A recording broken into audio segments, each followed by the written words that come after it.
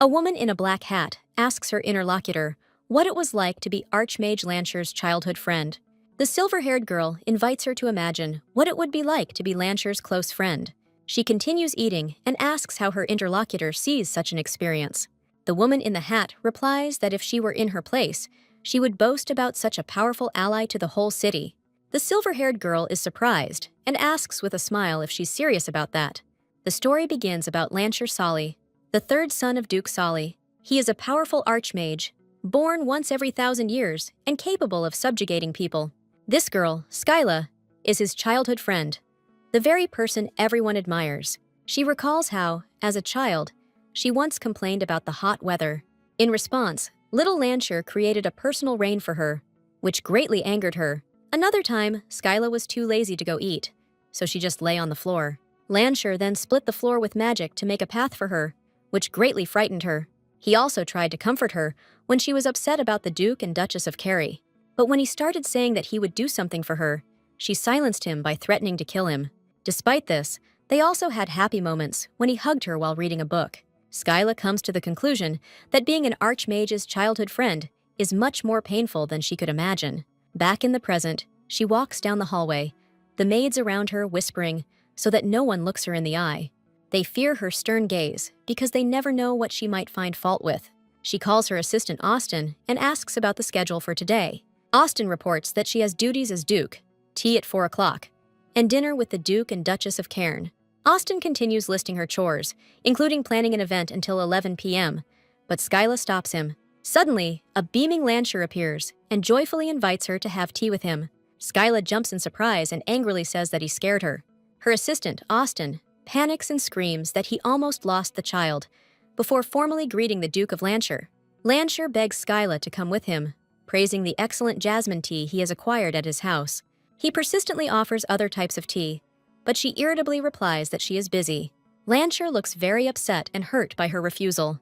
He doesn't give up and says he will wait until she finishes her work. He comes into her office and, leaning over the table, continues to persuade her. Austin watches this scene and thinks that the lady is heartless, since she does not give in to such sincere persuasion. Skyla calls Austin over with a sinister smile, and he obediently responds. She orders a carriage to be prepared to go to the Marquise Garnet. A delighted Lancher declares that he will then go to Garnet's estate with her. She explains to him with a headache that this is a meeting for girls only, and he can't go with her.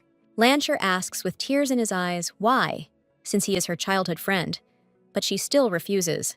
She says that she can only survive by following 3 rules, and he responds by saying that then he will simply become a girl. Skyla looks extremely frustrated because she can't give up that easily. She smiles slyly and asks how he will get into the Marquise's estate without an invitation. At that very moment, he turns into a little girl and creates an invitation for himself.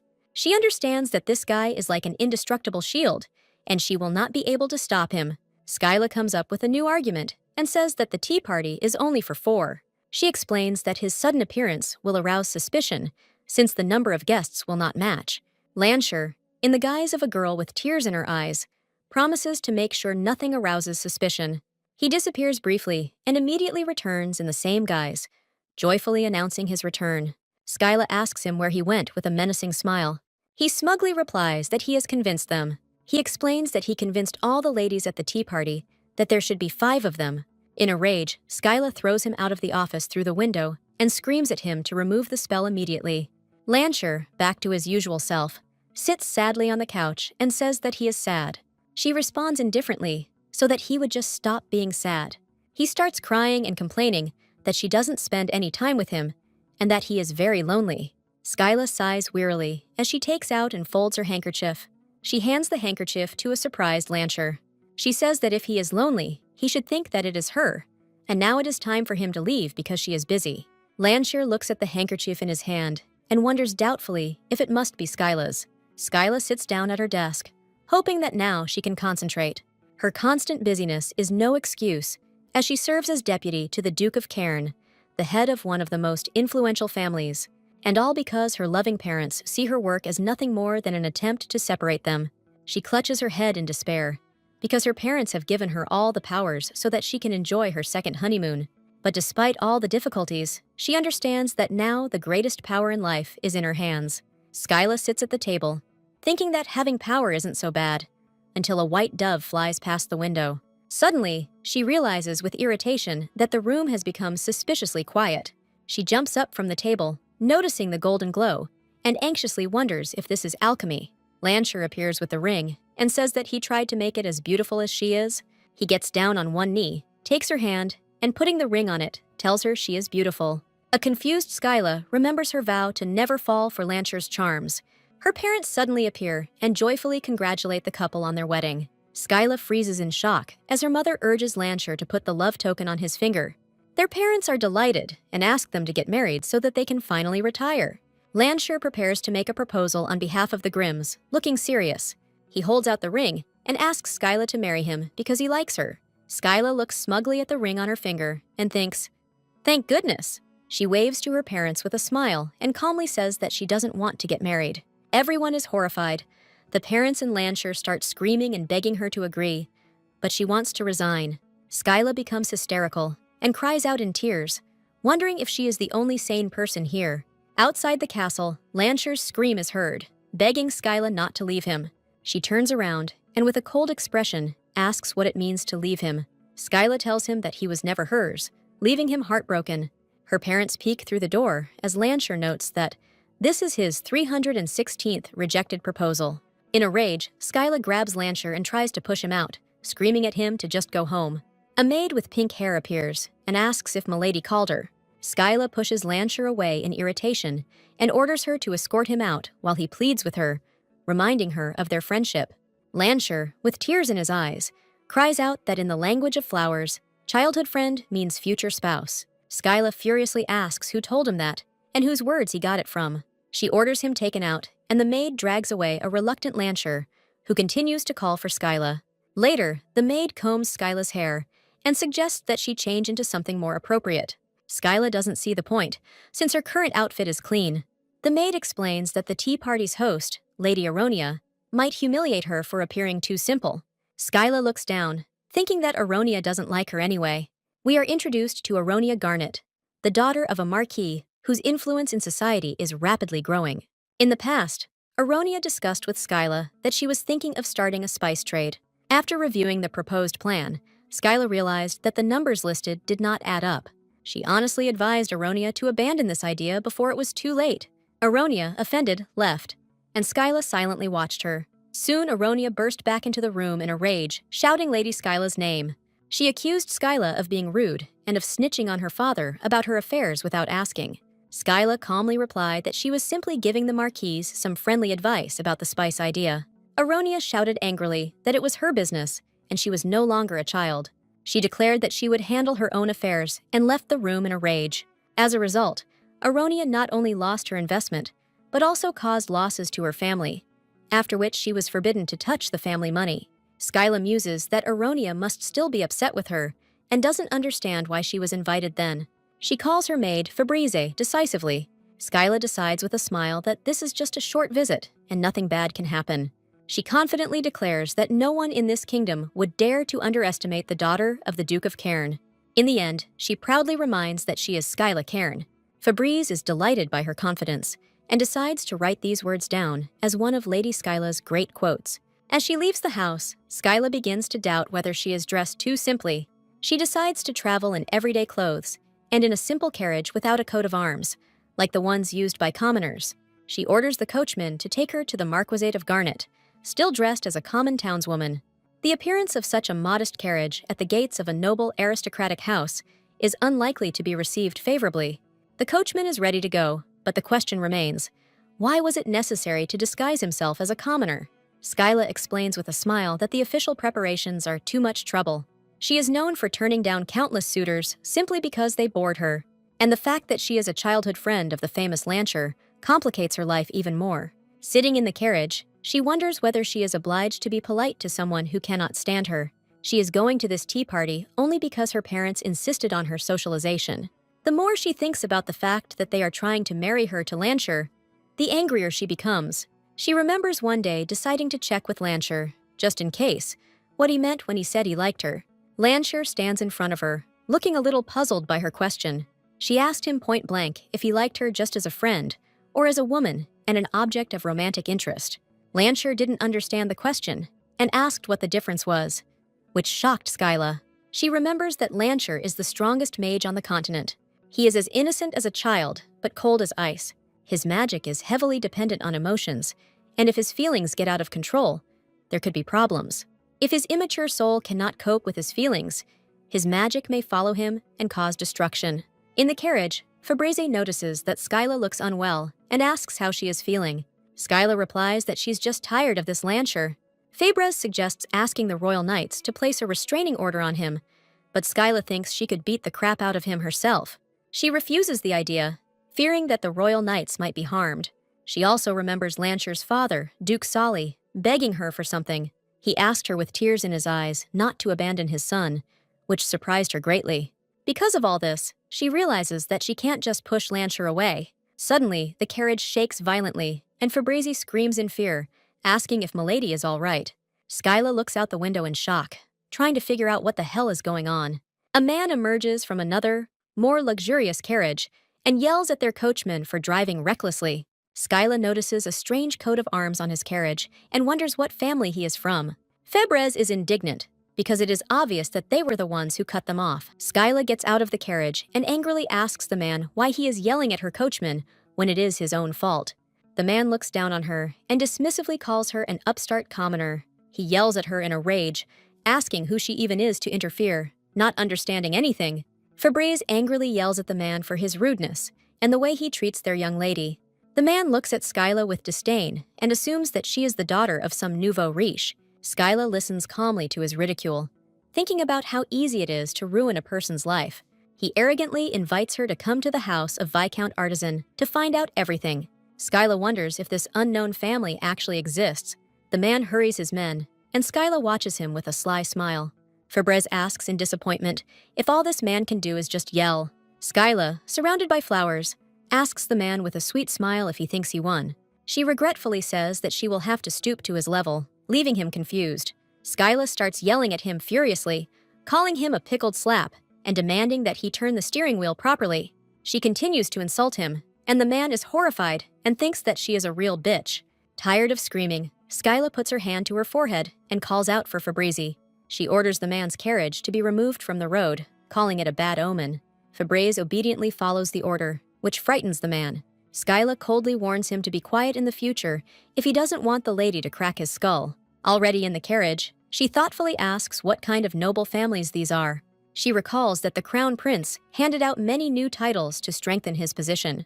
Fabrizi suggests filing a protest, but Skyla lazily declines, finding it too much trouble. She decides with a sly smile that next time, if he gets caught again, she won't stand on ceremony with him. Their simple carriage continues its journey along the road. Aronia greets Skyla with a fake smile, mentally outraged by her simple appearance, but out loud tells her to pass. She remarks with feigned surprise that she did not expect Skyla to come, since she was not obliged to do so. Skyla is puzzled why Aronia is saying this, since she was the one who invited her. At the table, the other ladies whisper that Skyla has ruined the whole atmosphere for them, since they are not that close. Skyla, arms crossed, notices that they haven't even prepared a place for her at the table. However, they still bring her a chair and pour her tea, and she thinks that this was expected. She calmly drinks tea, remembering that she is known for her dislike of social events. She reflects that she didn't think her parents would try to set her up like that. Aronia apologizes with a sweet smile, saying that she did not expect her visit. She continues that if Skyla was going to show up like that, it would have been better if she hadn't shown up at all. Other guests also begin to nod in agreement and express their dissatisfaction. Skyla drinks her tea with a smile, noting to herself how much these gossips irritate her. She says boredly that they don't care whether they hate her or not, and suggests that she interrupted their meeting. Aronia and the other ladies sheepishly deny it. Skyla thinks that she hates situations like this. One of the ladies mentions that there will be a ball at the palace next week. It's exactly this kind of conversation that Skyla hates the most, like now. One of the girls boasts that she has acquired the perfume of seduction, and now the prince will be her puppet. Another lady enthusiastically says that Dolce has every chance, because she took such good care of her skin. Skyla thinks to herself with disgust that she should go and take a bath. Another girl boasts that her outfit is from the first couturier of the royal palace, and now the prince will look only at her. Skyla thinks with irritation that this is some kind of circus. She sits at the table and does not want to know the dark and perverted thoughts of these girls. She doesn't care at all who the crown prince marries, even a flounder. Skyla regretfully thinks that she would have been better off staying with Lancer. She reflects that she never heard Lancer's true thoughts. Perhaps it is because his magic is stronger than that of the sorcerer who cursed her. She so wants to flip the table over and get out of here, so that she will never be invited to tea parties again. As she was about to leave, Fabrizi brought her the gift box she had forgotten. Aronia asks in surprise what kind of gift this is. Skyla calmly orders Fabrizi to open the box. Fabrizi asks if she brought it to treat everyone, but Skyla replies that she is simply touched by her mother's thoughtfulness. She thinks to herself what hypocrites they all are, because a minute ago they were cursing her in their thoughts. Aronia asks Princess Skyla's opinion with a smile. She and the other girls are interested in which of them, in Skyla's opinion, might appeal to His Highness, the Crown Prince. Skyla can barely contain her anger, not understanding why they are asking her of all people. She replies that the Crown Prince, being a man, will choose the young beauty. Skyla is confused as to why they are even asking her this question, and replies that he will probably choose the one he likes. Girls continue to ask him what type of women he is interested in, assuming that they are flawless girls. Aronia, with her eyes closed, says that it is absolutely correct, and she completely agrees with Lady Skyla. Aronia asks with a smile if the candidate's title is important, hinting that her background makes her the leading contender. Skyla looks very tired and hopes that this situation will somehow resolve itself. However, the other ladies at the table pick up the topic and start talking about titles. Aronia, with a malicious smile, declares that Lady Skyla is of House Cairn, making her the most likely candidate. The other girls are shocked by this statement, and Aronia drops her cup in surprise. Another girl sarcastically asks if Lady Skyla is already in a relationship and is planning to cheat on Duke Lancer. Skyla furiously asks why they even think she's with Lancer, but the girls pretend not to understand her anger. Aronia calmly explains that there are rumors of a deep affection between Lady Skyla and Duke Lancer. Skyla slams her hand down on the table and angrily asks who is spreading such nonsense. Aronia backs away in fear, and Skyla leans towards her with a threatening look. She furiously imagines herself turning the entire table over, tired of rumors and intrigues. She points sternly at Aronia and tells her to remember once and for all. Skyla, her eyes shining, declares that she is a fan of handsome men. Her goal in life is to meet all the wonderful men in the world, not just the illustrious Lancer. She says she won't let someone like Aronia take the crown prince away from her so easily. Aronia calls her impudent and swears that at any cost, she will become the crown prince's wife and take revenge on her. Skyla has a headache thinking about how she doesn't care who becomes the crown princess. She holds out her hand imperiously and orders Fabrizi to hand her one of those sheets of paper. The maid immediately replies that she obeys and turns to carry out her instructions. Climbing onto the roof of the carriage, she begins to write something on a piece of paper, which shocks her maid. Skyla hands over the check and says that should be enough. Aronia is shocked and can't believe that she is now being offered money. Skyla asks with a sly smile if that means she won't take the check. Aronia angrily pushes her hand away and shouts that she doesn't need the money. She accuses Skyla of trying to atone for her tactlessness with money. Another girl screams that they shouldn't have invited Skyla in the first place. One of the ladies picks up the discarded check. She sees with horror that the check states the amount of 500,000 francs. Skyla asks with a grin how hard it is to refuse such a sum.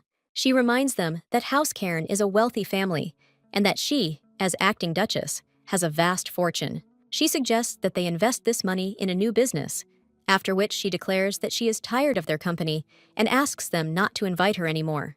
Skyla calls out to Fabrizi, and they leave, leaving the stunned girls behind. She reflects on her tedious curse, which forces her to confront the hypocrisy and duality of human nature. In the carriage, Fabrizi worries about Milady's condition, thinking to himself that all this disgrace could have been avoided.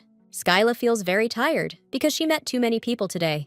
Meanwhile, Lancer thinks that Skyla is the spitting image of her parents, and their essence has completely passed on to her. Skyla's parents admire Lancer for being a master of words. Skyla, returning, is furious to see them all together, and asks Lancer what he is doing here. She is horrified to see that he has brought her as a gift a family heirloom of House Cairn, the treasure of their family. She recalls that they didn't even bring her this relic on her birthday, but for Lancer's sake they made an exception. Parents are delighted to welcome their precious and sweet baby girl, Skyla. She addresses them coldly, father, mother, and they cover their faces with their hands in embarrassment. Lancer corrects her with a beaming smile, telling her to say mommy and daddy. Skyla replies that she is already an adult, runs the house, and does not want to talk like a child. The parents begin to sob theatrically, begging her to call them affectionately, but she remains unperturbed. Lancher mockingly remarks that she hasn't even had time to be upset about the relic, and Skyla asks why he hasn't gone home yet. Lancher happily thinks she is showing interest in him, but Skyla denies it in horror. Her parents, wearing masks, sneak up on her, telling her that she is already a grown-up girl of the right age. They ask if this means she can now get married. The parents, with ominous faces, say that they are always ready, and everything depends only on her decision. Lancher hugs her from behind and proposes again as her parents scream for her to marry him. Skyla despairs when she thinks that her parents are dreaming of retirement, and she also wants a title, but cannot get it. She angrily tells Lancher that this doesn't mean she's willing to marry just anyone. Lancher suddenly says her name very softly, surprising her. He excitedly asks if she's happy to see him, and Skyla, exasperated, tells him to stop talking nonsense and get up. She tries to lift him up, but is surprised to notice that he is not moving. He asks her with concern what's wrong with her. Skyla looks at him suspiciously and asks if he has gained weight. Lancher panics and begins to justify himself by saying that he is of normal weight, eats right, and exercises regularly. He admits that he went a little overboard with the desserts yesterday when choosing what to offer her, and Skyla remembers his gift with surprise. Skyla realizes that Lancher is now an adult. She looks at him and realizes that she hadn't noticed how much he had grown. Lancher calls her name, and she responds excitedly. He gently touches her hair and says that her eyes are like the clear sky. Lancher adds with a smile that he immediately feels better when he looks into them. Skyla is confused, and he continues, saying that they are like a beautiful sunset. Their parents watch them with delight and hope that they will finally get married and allow them to retire. Skyla is furious and yells at her mother for saying such nonsense, but her mother only scolds her for being rude. Lancher intervenes, telling Duke Cairn that he is not just others. He proudly declares that he is Skyla's only childhood friend, and her parents are touched. In the end, Lancher couldn't be driven out, and he sat down next to Skyla, who tiredly covered her face with her hands. The father says that there is no one better for their daughter than Lancher, and complains that she is not as kind as he is. Lancher stands up for Skyla, saying that she is not a bad person at all, but is very kind and sensitive inside. Skyla thinks that if there are 4 insults for every kind word, then it is better to remain silent. Her parents are touched and say that it would be wonderful if she spent her whole life with a man like Lancher. They suggest that they just get married, and while Lancher happily agrees, Skyla furiously screams no. She desperately asks why they keep trying to marry her off to Lancher, when this is already the 317th time. She looks away, reminding her father that she is one of the Cairns. The Duke seriously says that in order to inherit the title, she needs a husband. He reminds her that she has been coping with her responsibilities perfectly for a year now, and now it's time to settle down and get married. Father dreamily says that he wants to escape to a land of sweet candies and heavenly love as soon as Skyla becomes a duchess. Lancher hopefully asks if she will marry him then, but she coldly orders him to hide. Her parents, in despair, ask who she will marry if not Lancher, and beg her to let them retire. Skyla looks tired and says she'll go. She walks down the corridor, thinking that for her parents she is just an heiress, onto whom they want to quickly dump the title. She goes out into the garden and lies down on the grass, thinking how disgusting it is that only her parents and the magician know about her curse. She understands that her parents are madly in love, but she cannot forgive them for their inattention to her. Lancher suddenly appears and asks worriedly what happened and why she is in a bad mood. He insistently asks her to tell him what is wrong, but she thinks that he is only worried because the reason is in himself. She waves him off, saying she's not in the mood for jokes, and asks him to leave.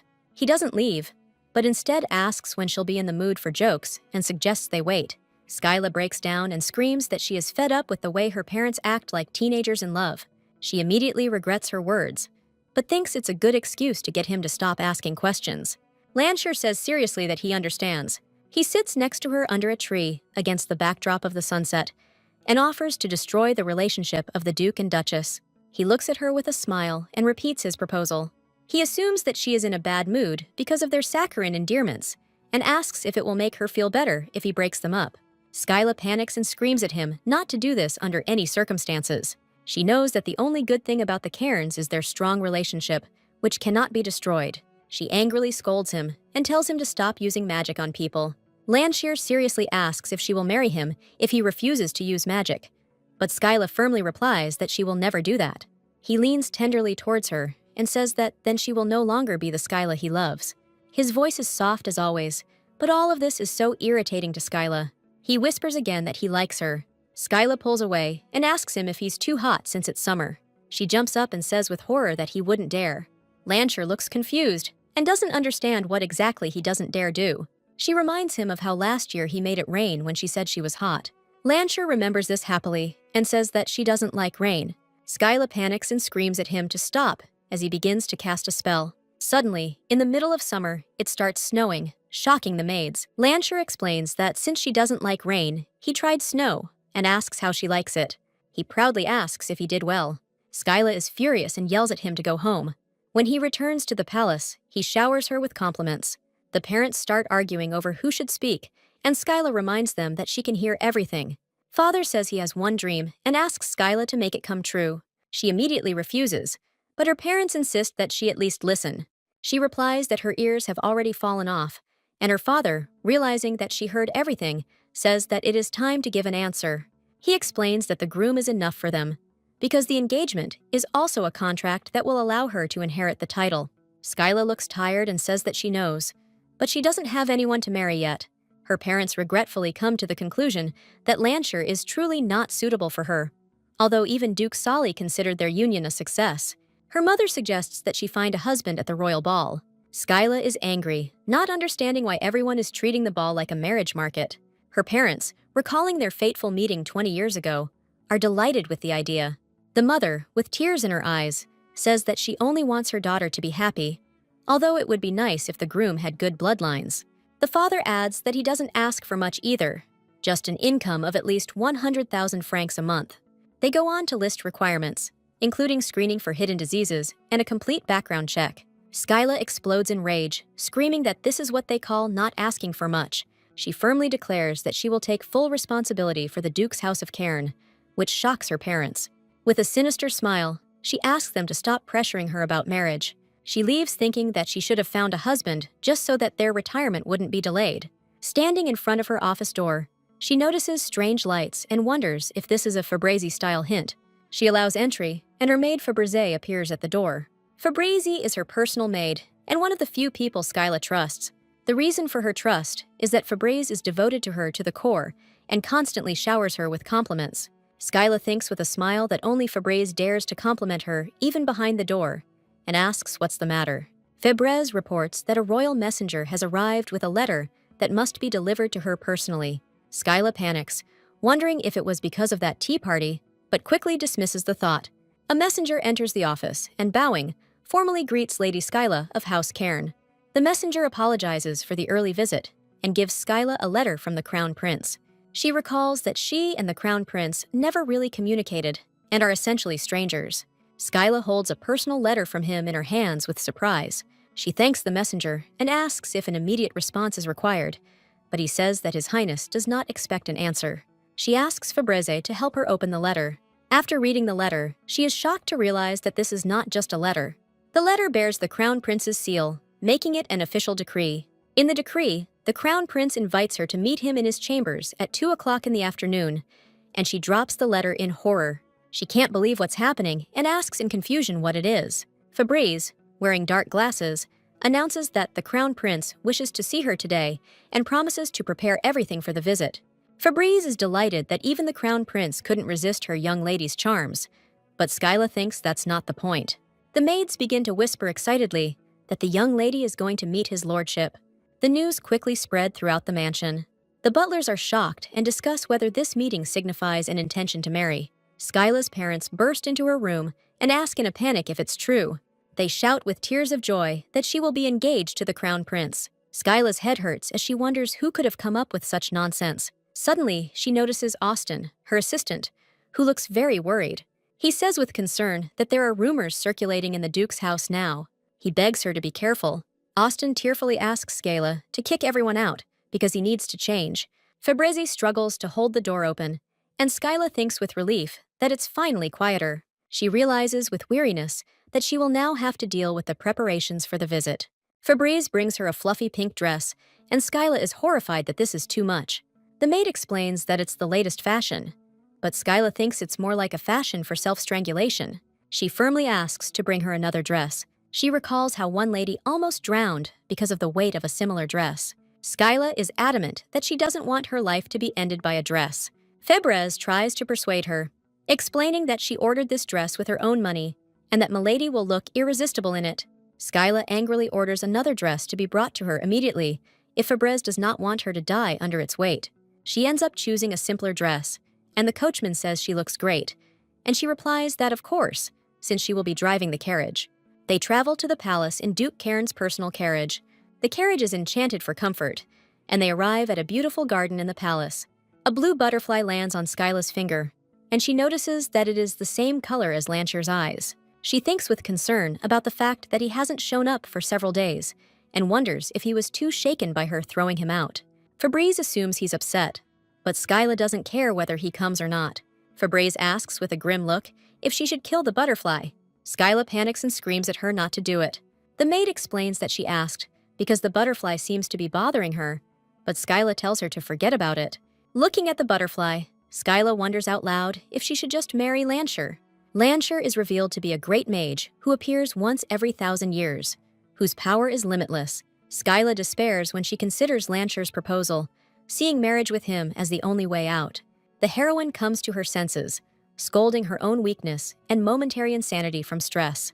The girl remembers the crazy actions of Lancher, who once literally fulfilled her rule about 5 guests at a reception. Another time, the young man moved the royal canals so that his childhood friend could see the sea from her home. Once, a young man even extended the day to 26 hours, hearing complaints about the lack of time. The guy always said Skyla's name with a beaming smile, ready to do anything crazy for her. Skyla imagines a nightmarish future where she becomes a lonely farmer, looking after her husband. Febreze suggests that yesterday's talk of marriage is still troubling the hostess. The girl warmly realizes that her faithful maid has been by her side almost her entire life. Skyla tries to convince herself that everything is okay, although doubts never leave her. The faithful servant advises not to rush into a decision due to parental pressure. Febreze, seeing the despair of his mistress, suggests an unexpected and bold solution. The maid gets down on one knee and asks Skyla to marry her. Skyla freezes in complete shock, unable to believe what is happening. Febreze, with complete seriousness and calm, repeats his incredible proposal. The maid promises to return in a month under a new guise to become a worthy match. The girl assures that her new identity will be impeccable and will not arouse suspicion even from the Duke. The maid looks at her mistress with hope, waiting for an answer to her proposal. Skyla realizes with horror that her faithful maid is completely serious.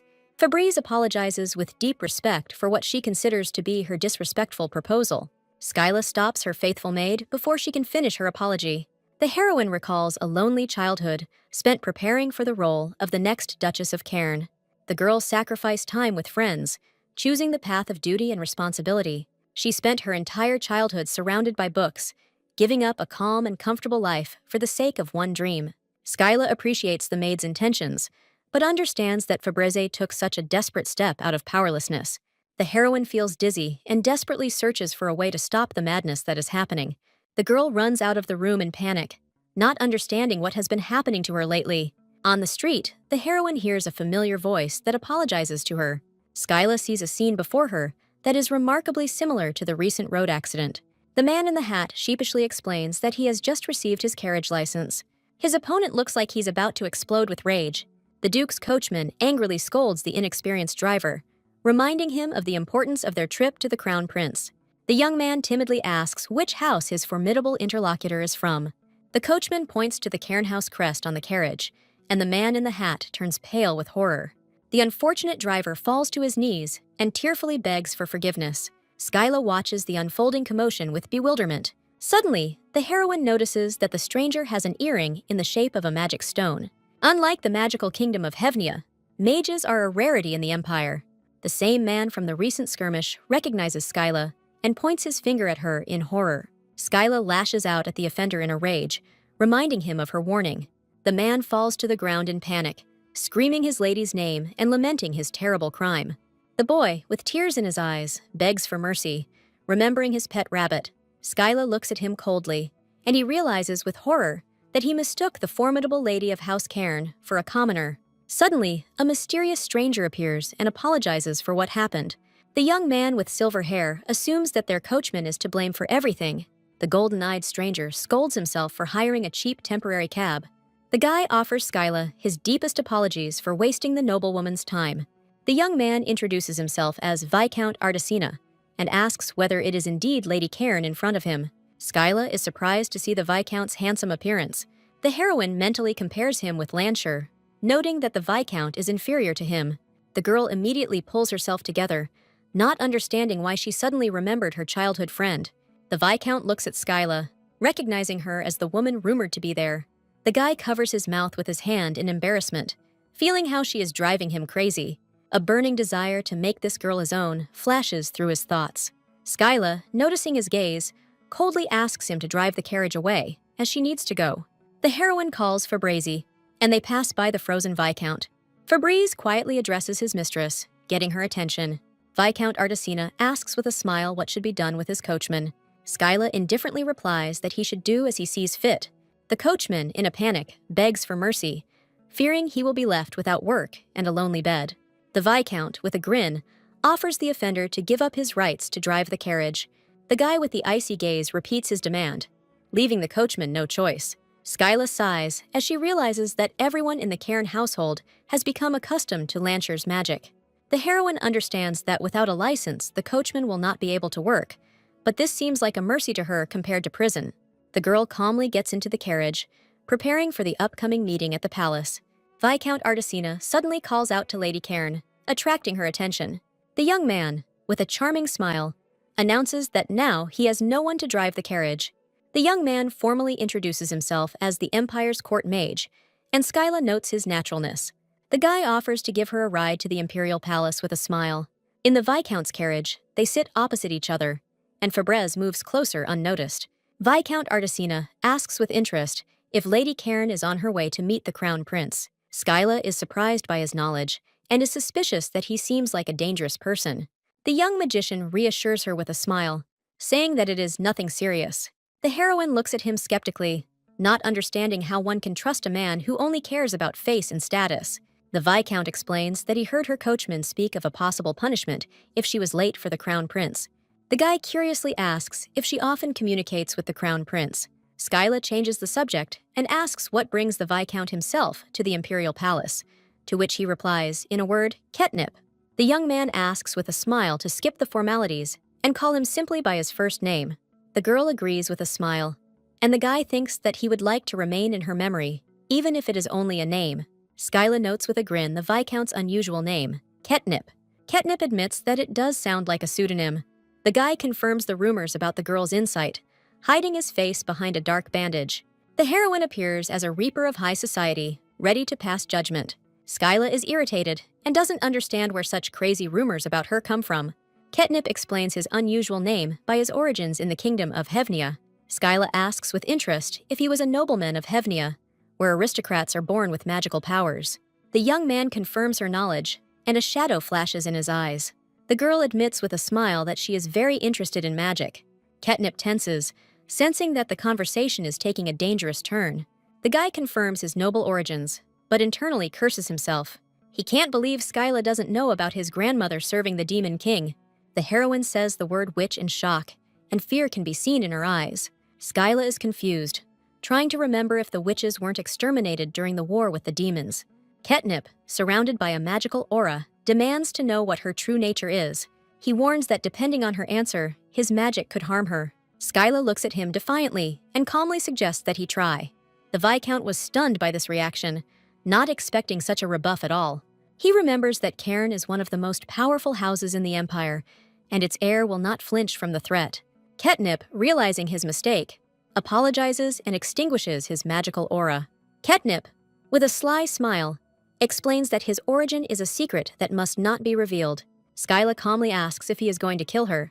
The girl reminds him that attacking a nobleman in the Empire is a grave crime. The heroine coldly cuts him off, saying that they are not close enough to resort to familiarity. The Viscount, confused, tries to justify himself by saying that he did not intend to kill her. The guy sheepishly explains that he just wanted to adjust her dress a little. Skyla pushes him away in anger, calling him a deranged pervert. Ketnip grabs her hand, begging her to wait a second. The young man, in despair, asks the lady not to reveal his secret. Otherwise, he will be in danger. Lancher suddenly appears, puts his hand on Skyla's shoulder, and says that everything is okay now. The guy suggests that his girlfriend scold him later, making it clear that he is on her side. Skyla looks at him in surprise, not intending to say anything. The heroine thinks with relief that she is glad that Lancher has appeared. The young man angrily asks if that son of a bitch hurt her. Skyla is shocked that Lancher swears for the first time in his life. Ketnip, with horror, recognizes his opponent as a blonde magician. Lancher sends the Viscount flying with a powerful blow, ordering him to never touch Skyla again. Ketnip panics and tries to say something, but is enveloped in dark magic. Lancher, with icy calm, states that this is not a warning. The hero turns to Skyla, and to make sure, asks her a question. Skyla asks in horror if Lancher just killed the mage. The guy regretfully apologizes to his girlfriend, seeing her frightened face. The young man, with puppyish innocence, asks whether he should have killed the Viscount after all. Skyla breathes a sigh of relief, and Lancher admits that he was afraid of her hatred. The girl inquires about the fate of the magician, and Lancher casually informs her that he threw him into the trash. Skyla thanks her childhood friend for protecting her with a sincere smile. Lancher presses his hand to his chest in embarrassment, charmed by her gratitude. The heroine, with a sly smile, demands to know why the hell he ended up in her carriage. The young man, confused, tries to collect his thoughts to answer in one sentence. Lancher, with a sweet smile and a heart-shaped gesture, admits that he likes her very much. Skyla angrily fights off his latest attempt at confession. The heroine thoughtfully ponders how Lancher managed to find them, although throwing out the Viscount was a good idea. The girl suspiciously asks if the guy turned into a butterfly to follow her. Lancher asks innocently if she likes honest men. The young man proudly declares that thanks to him, they got rid of that magician. Skyla appreciates his help, but she still senses something is wrong. The heroine wearily asks him to return home, not wanting to continue this conversation. Lancher asks worriedly if she is angry with him. The girl with a steely gaze orders him to leave immediately. The guy leaves sadly, quietly saying that he just wanted to see her smile. Lancher tenderly asks what he can do to make Skyla happy. The guy admits that he doesn't know how to express his feelings, but his look says it all. Febreze interrupts them, announcing their arrival at the palace, and Skyla returns to reality. The heroine learns that Lancher disappeared with the help of magic, citing a bunch of things to do. The coachman admires the magic, and Febreze is angry that he climbed into the carriage like a parasite. At the entrance to the palace, they are met by a guard, who formally welcomes Lady Skyla. The young guard shyly invites her to pass, not daring to look at her. Skyla follows him, wondering what to do with Lancher. The girl realizes that the safety of the family is above all else. She understands that Lancher's entry into the carriage could lead to legal trouble. The guard is acting very strangely, and Skyla doesn't understand what's wrong with him. The boy is horrified when he recalls rumors that she killed the Scarlet Goat Demon with one glance. Skyla is perplexed, trying to figure out where this crap about a high society reaper came from. The heroine is shocked that the rumor has become overgrown with such absurd details, reminiscent of the myth of the founding of the state. The guard stutters to say they have arrived. Skyla looks around the luxurious decoration of the palace, noting that everything is done expensively and richly. The girl thinks ironically that all the taxes were apparently poured into this place. The maid informs her that His Highness the Crown Prince is already waiting for her. The Crown Prince appears and greets his guest with a smile. The Crown Prince looks at Lady Skyla with interest, and their eyes meet. Skyla smiles and remarks how handsome the Crown Prince is, and says she is honored. The heroine finally understands why Aronia described the Crown Prince so well. The Crown Prince stumbles, and Skyla wonders with horror if he needs help getting up. The guy awkwardly apologizes, adjusting his boot. The Crown Prince explains with a smile his tendency to trip over everything he can, and Skyla is perplexed. The Crown Prince asks if the person behind her is a servant, and Skyla confirms it.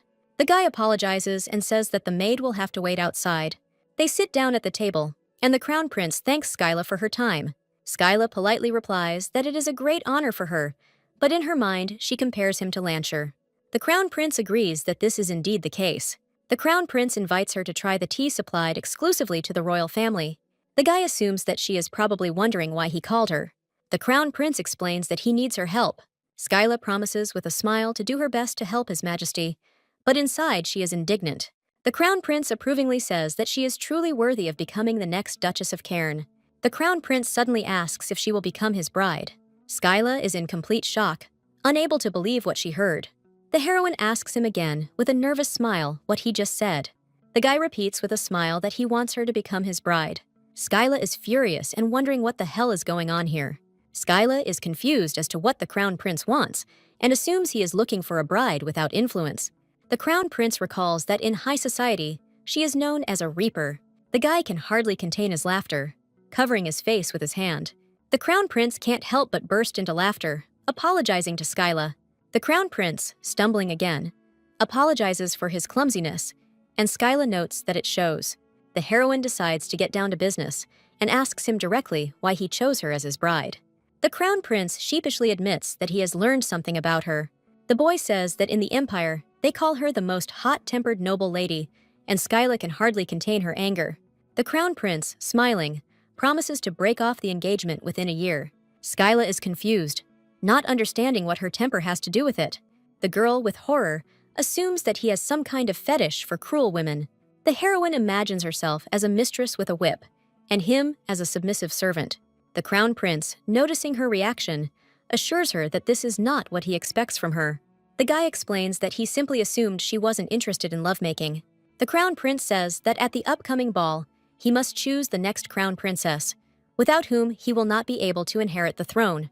Skyla listens carefully, realizing that there is a serious reason behind his proposal. The Crown Prince explains that he was trained from childhood to become an emperor.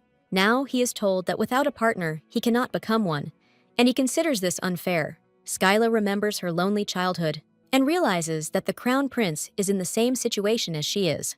The Crown Prince looks at her with hope, thinking that she is the one who can understand him. Skyla agrees with a smile, realizing that she will be able to inherit the title even if she becomes Crown Princess.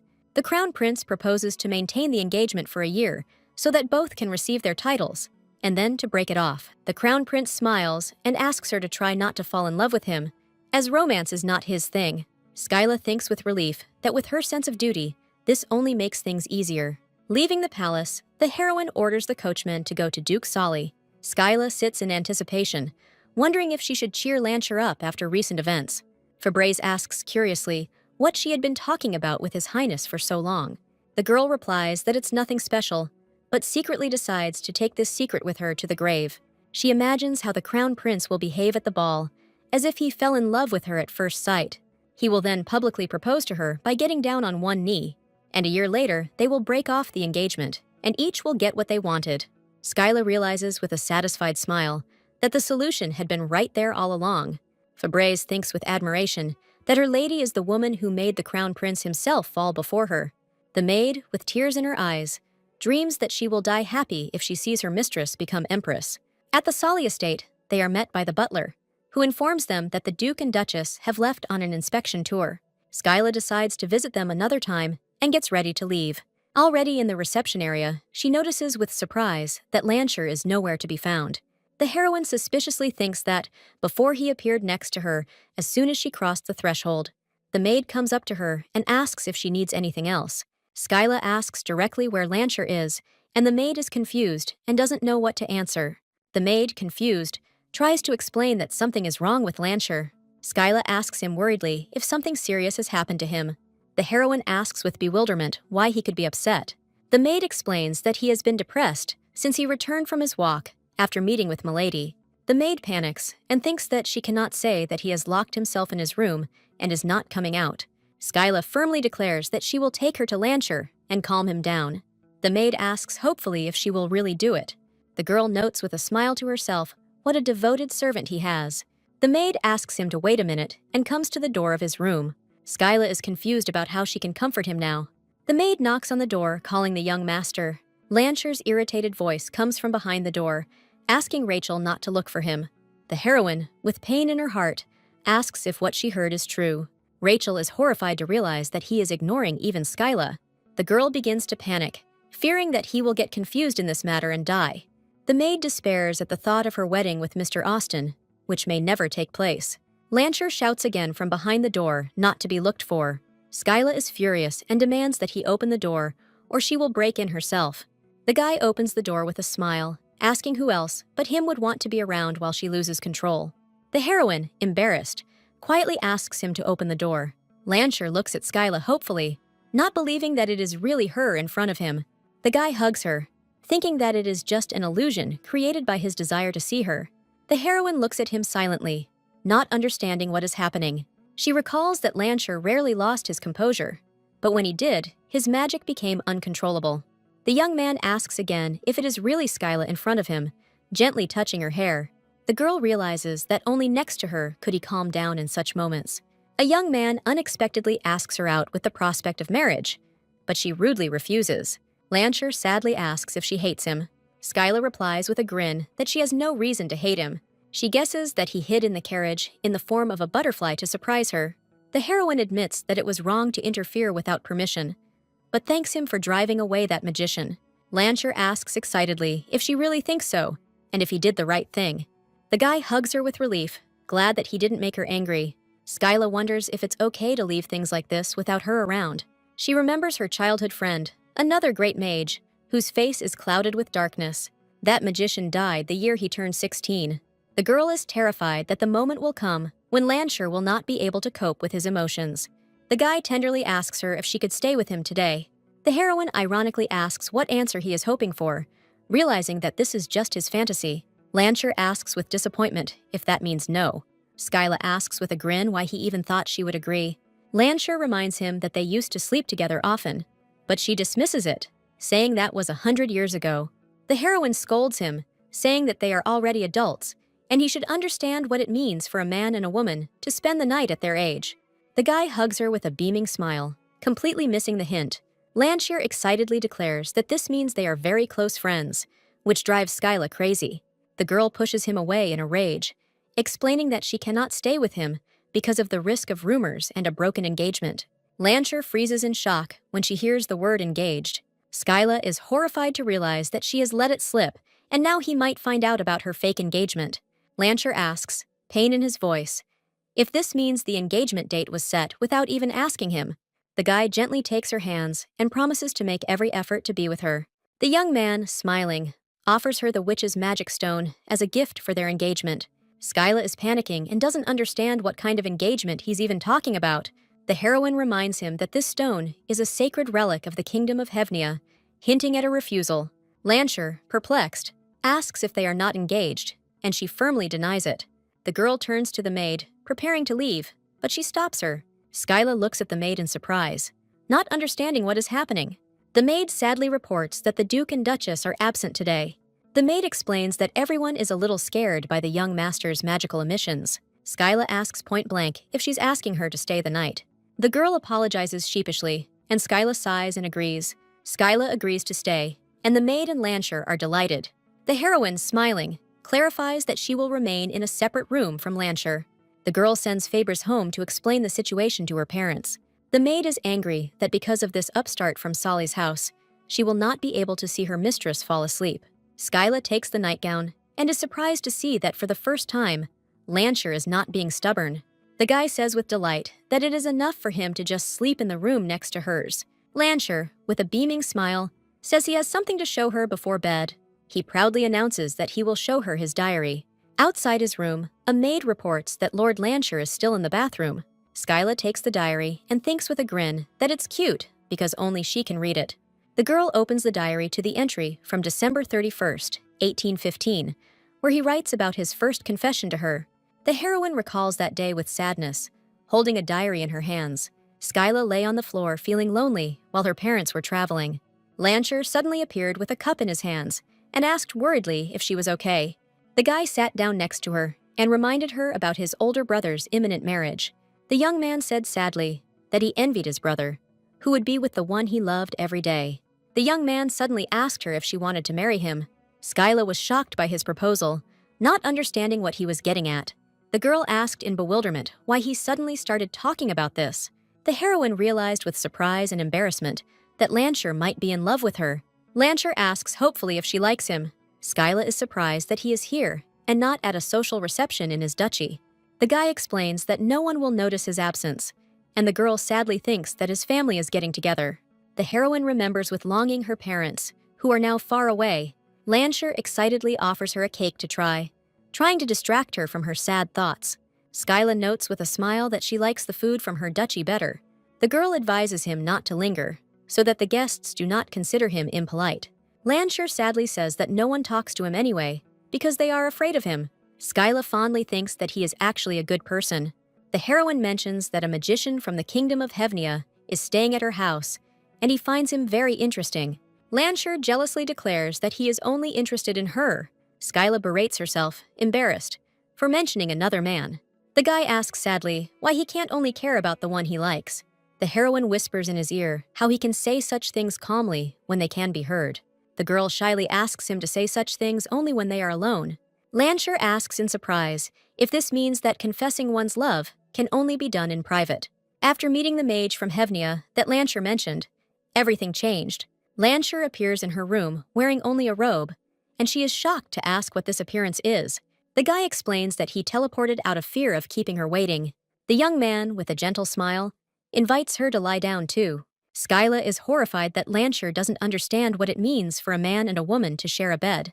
The boy remembers with a smile their childhood argument about who would fall asleep first. The heroine, already falling asleep, mutters that he always lost. Lansher confidently declares that he will definitely win this time. The girl suspiciously asks if he cast some kind of spell to win. The young man tenderly replies that he cannot fall asleep when she is lying next to him. Skyla asks in surprise if he's going to sleep in that robe. Lansher says innocently that he usually sleeps without anything at all. The heroine is shocked by his confession, not believing her ears. The girl panics and wonders when he developed such indecent habits. Skyla is furious and demands that he put on his pajamas right now. The guy sheepishly agrees, and she, burying her face in the pillow, tries to calm down. Lansher returns dressed, and Skyla scolds herself for blushing at the sight of his bare skin. The young man leans towards her, reminding her that he has fulfilled her request. The young man asks her to stay with him a little longer, and they lie down next to each other. When Skyla wakes up in the morning, she realizes with horror that Lansher is still here. The girl notices that he gave her all the blankets.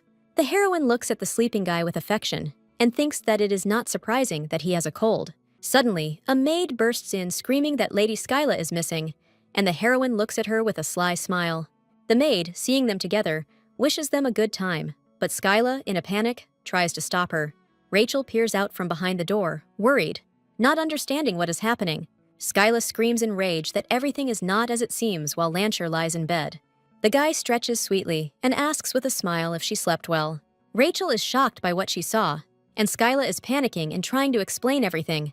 The heroine, with a nervous smile, tries to convince Lansher to play along and say that they were just chatting until late. The young man agrees with a sly smile, saying that it was great. Skyla angrily orders Rachel not to tell anyone what she saw. The girl threatens that if strange rumors begin to spread, she will impose a marriage ban on all servants of the Duke of Cairn's house. Rachel is horrified to realize that she will not be able to marry her beloved. Skyla pins her against the wall, reminding her of her favor. The heroine apologizes to the maid, but firmly states that her plan will not tolerate interference. Returning home, Skyla thinks about her upcoming engagement to the crown prince. The girl walks down the corridor, thinking about her personal fortune of 30 million francs. Skyla asks Fabrice with a smile where her mother is. Meanwhile, the Duchess is playing tag with her husband in the garden. Fabrice and Skyla watch this scene with stony faces. The Duchess complains of back pain, and the Duke suggests a trip to the hot springs. Skyla listens to their saccharine conversations with disgust, unable to bear it. The heroine thinks with sadness about the sins for which she is forced to live with this every day. The girl suddenly calls out to her parents, and they fall to the ground in shock. Mother reproachfully says that it is impolite to enter without knocking, but Skyla replies that there is no door. The Duchess asks what brings her here, and her daughter asks for help. The woman is shocked by such a request, and the father offers his help in her place. The Duke asks with a grin if she would like to return his duties as acting Duke to him. The mother is delighted that her daughter turned to her and is ready to help. Skyla asks with a smile to be made the most beautiful woman at the royal ball. The heroine announces that she has decided to find her future husband there, which shocks her parents.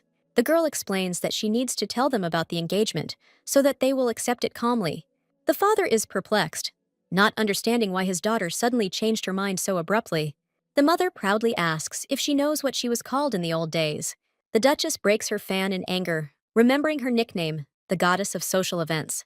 In her prime, she broke the hearts of all the young noble bachelors. The mother grabs her daughter and enthusiastically says that they are leaving behind an upset husband. In the dressing room, the woman asks if her daughter needs more money for expenses. The Duchess is horrified by the sight of her daughter's modest dresses and does not understand why they look that way. Skyla wonders who the best dressmaker is now, but it turns out that Madame Beasley's is booked until the day of the ball.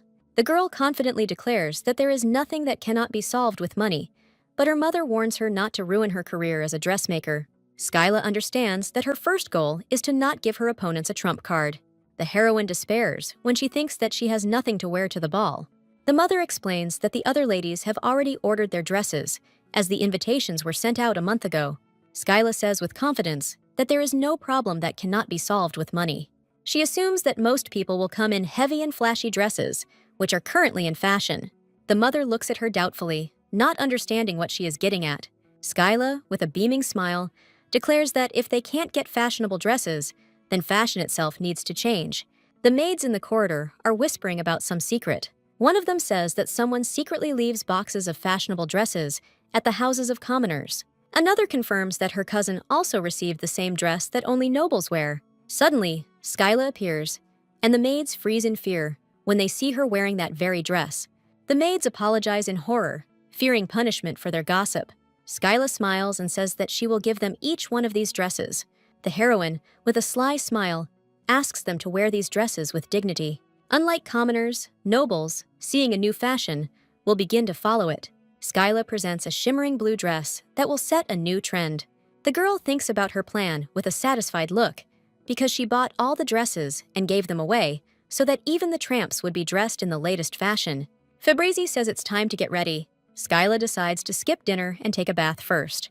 The maid combs her hair tenderly, thinking how soft it is. The heroine says that she has no time for entertainment today, as she is going to the royal ball.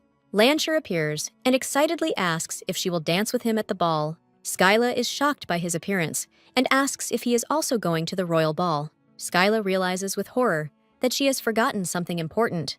The girl remembers that Lancher is the son of the Minister of State and the Empress's advisor, which means he was also invited to the ball. Lancher excitedly asks if she will dance with him first, and Skyla panics. The heroine refuses, explaining that she already has someone in mind, hinting at the crown prince. Skyla says there will be a lot of people at the ball, and she would like to remain in the shadows, but Lancher suggests casting a sleeping spell on everyone. The guy excitedly prepares to perform a spell to reduce the number of people coming to the ball, and Skyla, horrified, begs him not to do it. At this moment, a maid appears and announces that the bath for my lady is ready. Skyla asks irritably if he needs anything else.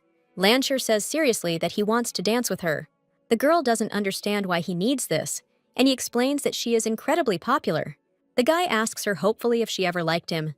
Skyla is confused and trying to sort out her feelings for him. The heroine has difficulty admitting to herself that she cannot answer this question. Her thoughts flash back to a conversation with a mysterious man who warns of the consequences if Lancher fails to control her feelings. This person asks what she will do in such a situation. He asks with a smile if she can choose not to love for the sake of love. That is why he left everything as it was, without making her either too happy or too unhappy. Skyla tries to leave, saying she's busy, but Lancher blocks her way. The guy hopefully asks if maybe when she is not busy, she might like him. The heroine sadly apologizes and says that it looks like she will be busy until her death. Lancher accepts his 321st defeat with a smile. The parents are delighted with their daughter's beauty, calling her a national treasure.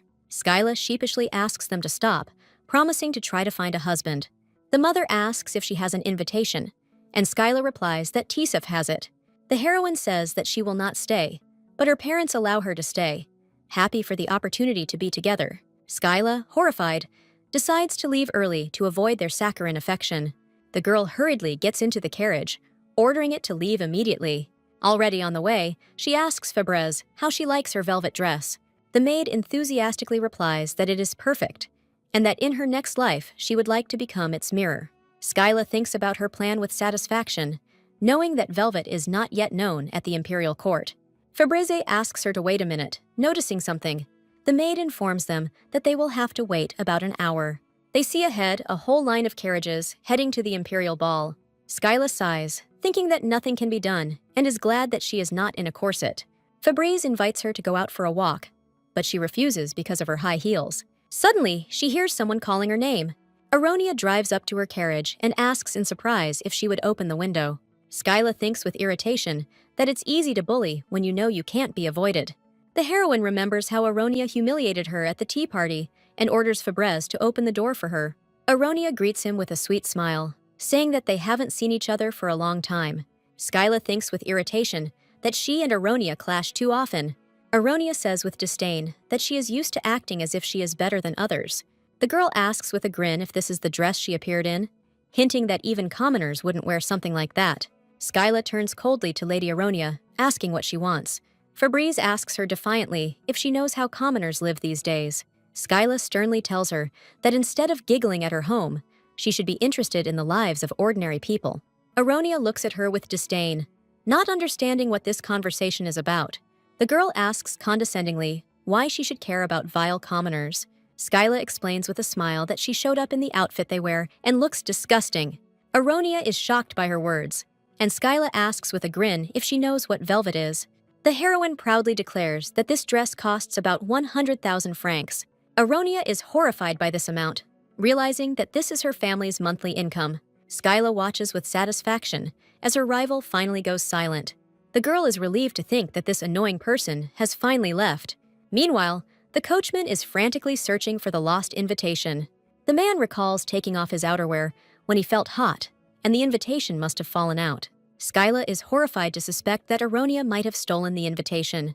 The heroine asks Febreze to open the window, and they drive up to the palace gates.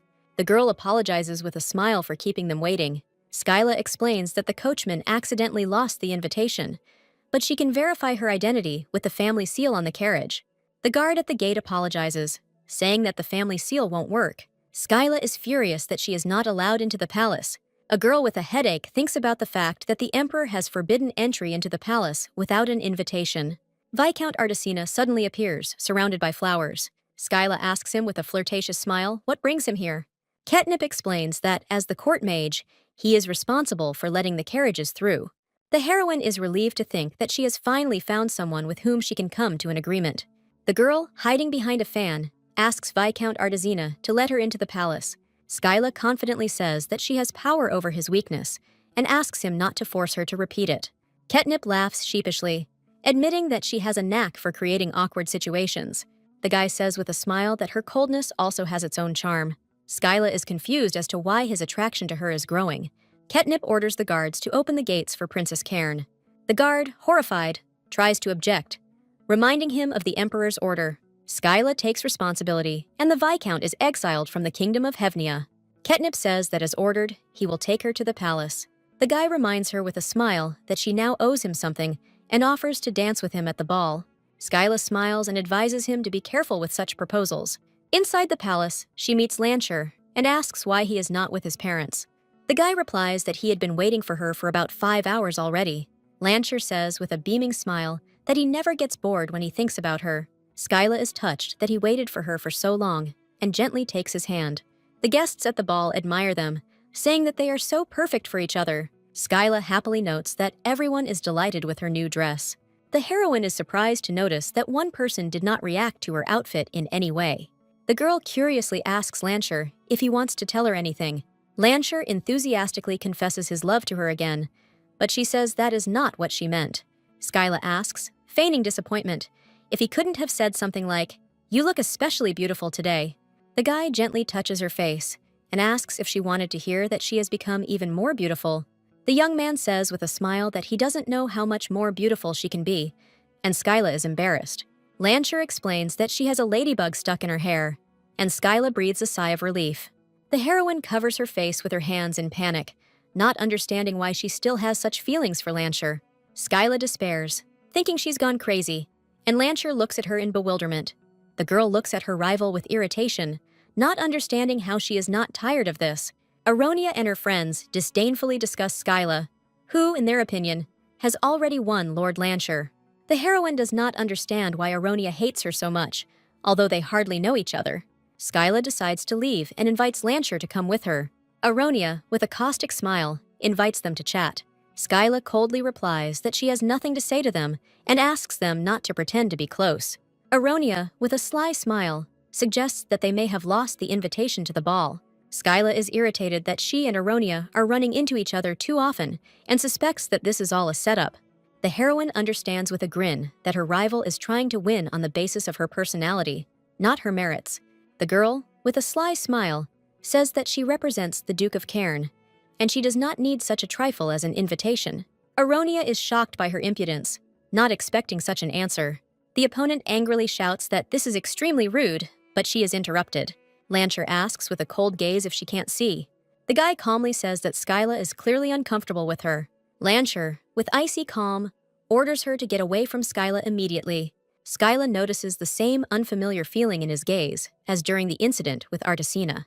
The guy with a beaming smile asks if he did well. The young man proudly says that he drove away these ladies because Skyla didn't like them, and he didn't even have to use magic. Lancher gently takes her hand and asks her to praise him. He hands her something, and Skyla looks at his hand with concern. The heroine is afraid that everything could collapse at any moment, because he still believes that he likes her. At the ball, the arrival of His Highness the Crown Prince is announced. One of the ladies faints from his beauty, turning into a pile of ashes. Skyla is puzzled to think that he is not handsome enough to react like that. Lancher asks with concern if something is wrong. The girl replies that it's nothing, but she wonders to herself whether she really thought he was more attractive. The heroine thinks with embarrassment that she must have imagined it when he called her name. Skyla panics as she sees the Crown Prince walking straight towards her. The guests whisper, not understanding why the Crown Prince is looking for Lady Skyla, and she herself is in shock. The heroine realizes with horror that everything is not going according to plan, because he was supposed to fall in love with her at first sight. The girls are confused as to whether the Crown Prince and Lady Cairn know each other, and Skyla is in despair. The Crown Prince is getting closer and closer, and Skyla thinks that everything is moving too fast. The heroine decides to pretend that she also fell in love with him at first sight. Lancher sadly asks her not to leave. The guy takes her hand and begs her to stay with him. Skyla turns to the Crown Prince with a nervous smile, trying to defuse the situation. The Crown Prince asks with a smile if he can ask her to dance. The girl sheepishly agrees, not knowing what to do.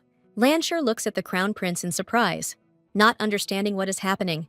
The guy asks defiantly if His Highness has a bad habit of stealing other people's partners. Skyla is completely shocked by his audacity, not believing her ears. The heroine mentally screams at Lancher, not understanding if he has gone crazy. The girl is horrified to realize that he is saying this to the Crown Prince himself. The Crown Prince asks with a grin if he is Duke Solly's son. Lancher asks him to step aside with cold politeness. The boy, surrounded by a magical aura, repeats his request to move away from Skyla. The Crown Prince says with irritation that he has crossed all boundaries. Lancher's older brother, Hovabat, appears and calls him his favorite little brother, with a smile. Hovabat apologizes to the Crown Prince for his young brother's behavior. Skyla is surprised to hear the name of Lancher's older brother. Hovabat greets Skyla with a smile, saying that they haven't seen each other for a long time. The older brother scolds Lancher for his behavior, fearing problems for their family. Lancher panics and begs Skyla to save him, but she only closes her eyes tiredly. The heroine coldly asks Lancher to step aside. The guy sadly says that he doesn't like what she's doing now.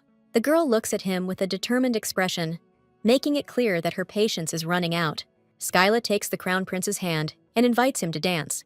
The Crown Prince says with a grin that he has heard many rumors that she is a terrible dancer. The Crown Prince assumes that these rumors are being spread by her friends, and Skyla denies it with a smile. The girl says with slight irony that he probably misheard. She says with a smile that she has no friends, and they start dancing. The guests at the ball admire her dress, and the Crown Prince notices that she is not even wearing a corset. One of the ladies enviously wonders if it would be appropriate to ask Lady Cairn about the fabric for her dress. The Crown Prince notices that Skyla's thoughts have wandered to another, and sadly wonders if he is really that unattractive. The girl assures him that it is an honor for her to simply dance with him. She confirms with a smile that this is true. The Crown Prince notes with regret that her words about having no friends turned out to be a lie. The Crown Prince notices that Lancher looked like he was about to shoot fire from his eyes. Skyla apologizes on his behalf, but the Crown Prince doesn't understand why she's doing this. The heroine replies with a smile that she is his friend. The Crown Prince says he doesn't want anything to go wrong, but she assures him it's unlikely to be Lancher's fault. The girl notes that he immediately began looking for her as soon as he entered the ballroom, and this already aroused suspicion. The crown prince is silent, and Skyla turns to him in surprise. The heroine is surprised to realize that for the first time, she enjoys ordinary conversation. She thinks with relief that she couldn't hear his thoughts like before. The crown prince interrupts the dance, and she is confused. Skyla apologizes in a panic, scared that she suddenly heard his thought. The crown prince reassures her by saying that he has a tendency to fall. The guy offers to convince everyone that they really did fall in love at first sight. The guests at the ball have already noticed their mutual interest, and Skyla is embarrassed. The heroine irritably asks him to let her go. The girl repeats her request, not wanting anything to go wrong. The crown prince seriously says that he likes her, and Skyla is shocked. The crown prince gently touches her face and suggests that they put on a real show. The guy asks defiantly how she dares to look at him with such an expression on her face. Skyla replies ironically that apparently her standards are too high. The crown prince says with a smile that dancing with her gave him real pleasure. The crown prince says that requests for a dance should be made directly through the ducal house. A man approaches Skyla and timidly calls her by name. The heroine understands that someone must have egged him on to ask her to dance. The girl wonders with irritation whether they have decided to make a laughing stock of her. The young man hopefully asks Lady Skyla to honor him with at least one dance, but she refuses. The guy is shocked by her refusal, not understanding how she could turn him down so suddenly. Skyla calmly explains that His Highness the Crown Prince will not like this. She understands that it is better to make an official statement and dispel all doubts. Enthusiastic ladies run up to her, admiring her dance with His Highness. The girls surround her, and Skyla is confused and doesn't know what to do now. One of the ladies invites her to join them for a cup of tea. Skyla notices them looking at her velvet dress with curiosity. Her eyes show an understanding of their true motives. She realizes that these people did not come for sincere compliments, but to find out what's what. The girls are persistently inviting her, and Skyla thinks with irritation how clingy they are. Viscount Artesina suddenly appears and says that he and the lady have urgent business. Ketnip introduces himself with a smile as the royal magician, and the ladies are delighted. The girls are delighted to have met a real magician. The guy says he needs to discuss something with Lady Cairn and asks to steal her for a while. The Viscount smiles and invites Skyla to come with him, and she follows him. Skyla thanks the Viscount for his help. Ketnip asks, confused, why she's looking at him like that. The guy says she is incredibly beautiful. He adds that today she is especially beautiful because she usually acts as if she is about to throw him to the ground. Ketnip admits that her sudden softness leaves him confused. The young man asks to keep the secret of his origin a secret. Skyla smiles and promises not to reveal his secret, swearing on the honor of House Cairn. The Viscount asks in surprise why she is doing this. The girl ironically asks if he would prefer that she shout about it to everyone she meets. Ketnip sheepishly says that's not what he meant. Skyla notices his confusion and jumbled thoughts. The guy says with admiration that she is really kind, even though now is not the best time. He asks if taking advantage of someone else's weakness isn't kindness. The heroine understandably replies that everyone has secrets that they would not like to reveal. Ketnip looks at her in surprise, not expecting such wisdom. Skyla says with slight irritation that she doesn't care who is the witch's descendant and who is her grandfather. The Viscount admits that he seems to have underestimated her. He explains that he judged her by empty rumors and thought that she shamelessly exploited other people's weaknesses. Skyla sheepishly thinks he's forgotten how she did take advantage of his weakness a little. Ketnip sincerely asks for forgiveness, bowing to her. Ketnip apologizes, saying that she kindly allowed him to ride in her carriage, and he, the scoundrel, threatened her. The guy asks hopefully if she can forgive him. Skyla replies with a smile that since he opened the palace gates for her, they are even. The Viscount is surprised to learn that she has a magic stone and says that, according to legend, it can be used to make anyone fall in love with her. The young man notes with regret that she seems to have this stone. Ketnip shyly asks her to call him by his name. Skyla coldly reminds him that they are not that close. The Viscount looks at her in surprise and notices Lady Cairn. The heroine thinks with irritation, didn't she ask him to be more careful with his tricks? The girl remembers that he had already threatened her once and does not believe in his sincerity. The guy, realizing his mistake, apologizes and is about to leave. Skyla is surprised at how easily he backed down. Unlike Lansher, the heroine notices the rare golden color of his eyes. Ketnip asks with a flirtatious smile if she likes his face. The guy invites her to take a closer look at him if she wants. Skyla realizes with irritation that he is not going to back down. The girl thinks with a grin that he is even more persistent than Lancher. The heroine says that if they have nothing more to talk about, she will leave. The Viscount, in a panic, asks how she plans to return to the ballroom and deal with all the society ladies. Ketnip reminds her with a smile that he is a mage and can teleport her straight to the carriage. Skyla grins and suggests that he take her straight to the Duchy of Kirin, since he is so strong. The girl asks defiantly if this is a problem for him. Ketnip explains with a smile that the palace is surrounded by powerful protective magic, and it is impossible to pass through it. The heroine says with a satisfied look that Lancher did it. The Viscount is confused, and she, without waiting for an answer, is about to leave. The guy, with tears in his eyes, says that he would have brought her home in a much more charming way than just a carriage. He smiles and tells her to watch carefully and begins to cast a spell. A cute gray cat appears, and Skyla is surprised to realize it is Viscount Artesina. The heroine remembers that transformation magic is a unique skill of witches, which even Lancher is not capable of.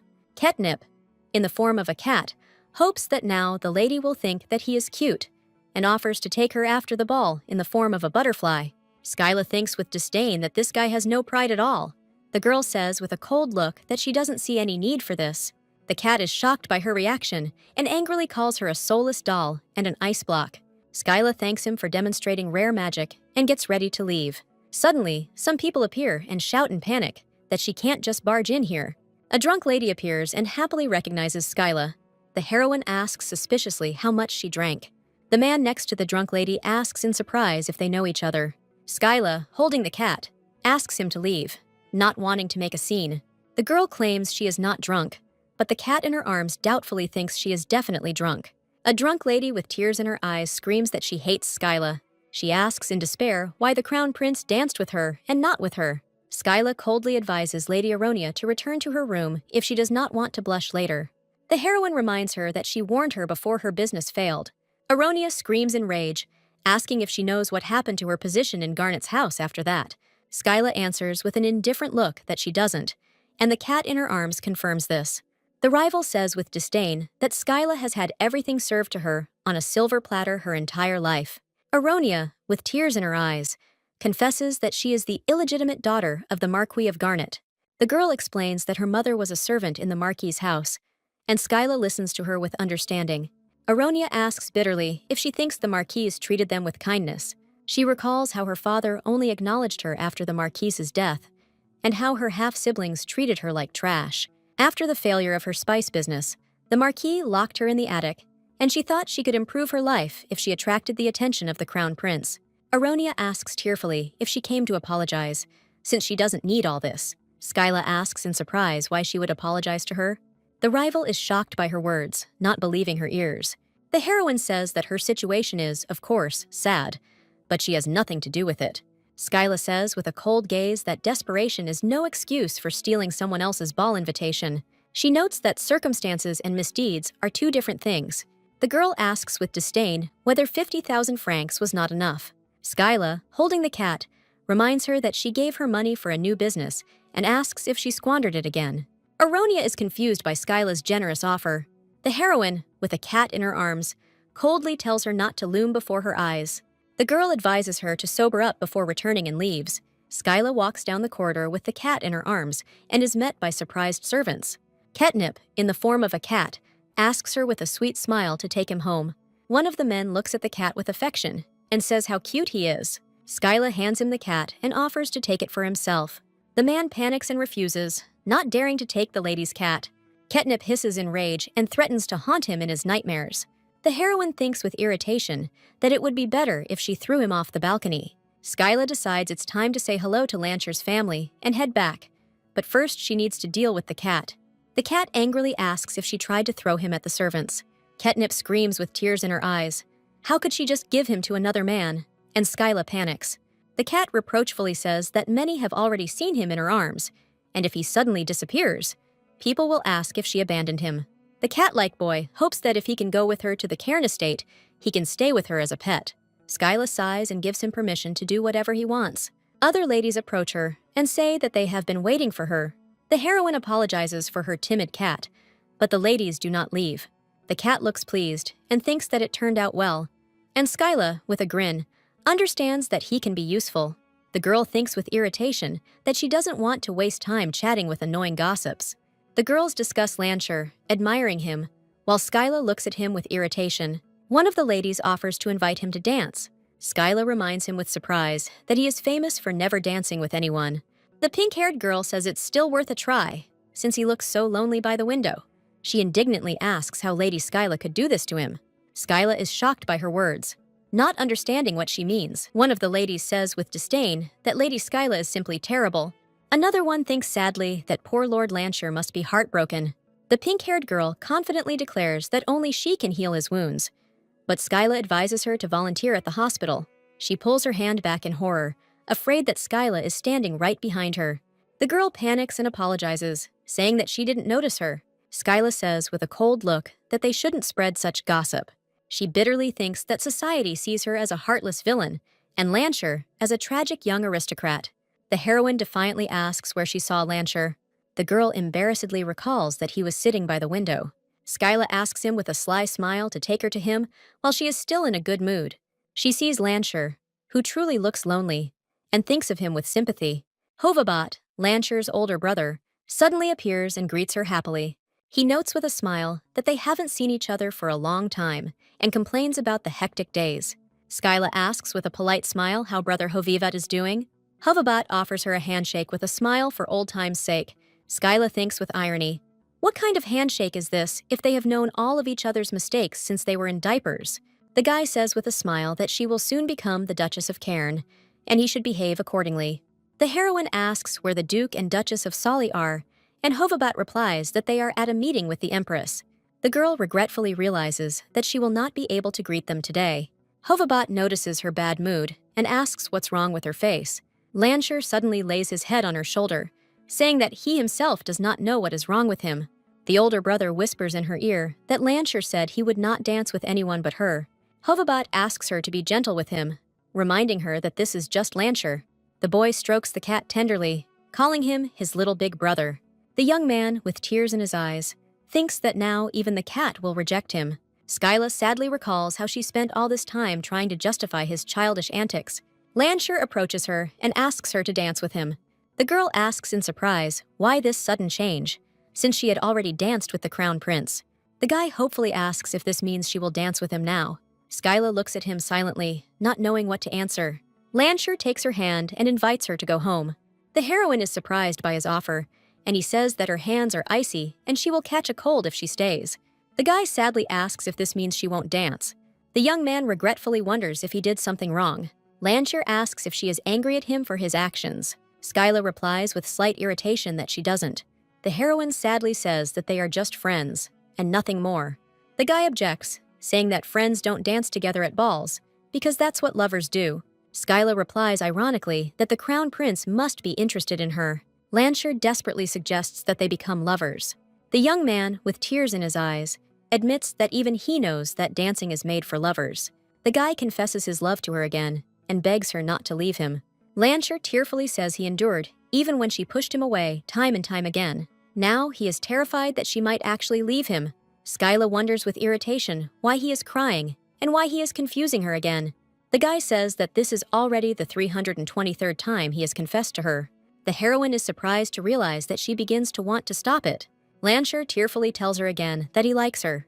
The girl, with pain in her heart, wonders why he can't just love her back. Skyla finally realizes that the poison of years of suppressed feelings has broken out. The heroine asks him directly if he loves her. She reluctantly admits that yes, a little, but immediately asks him to stop.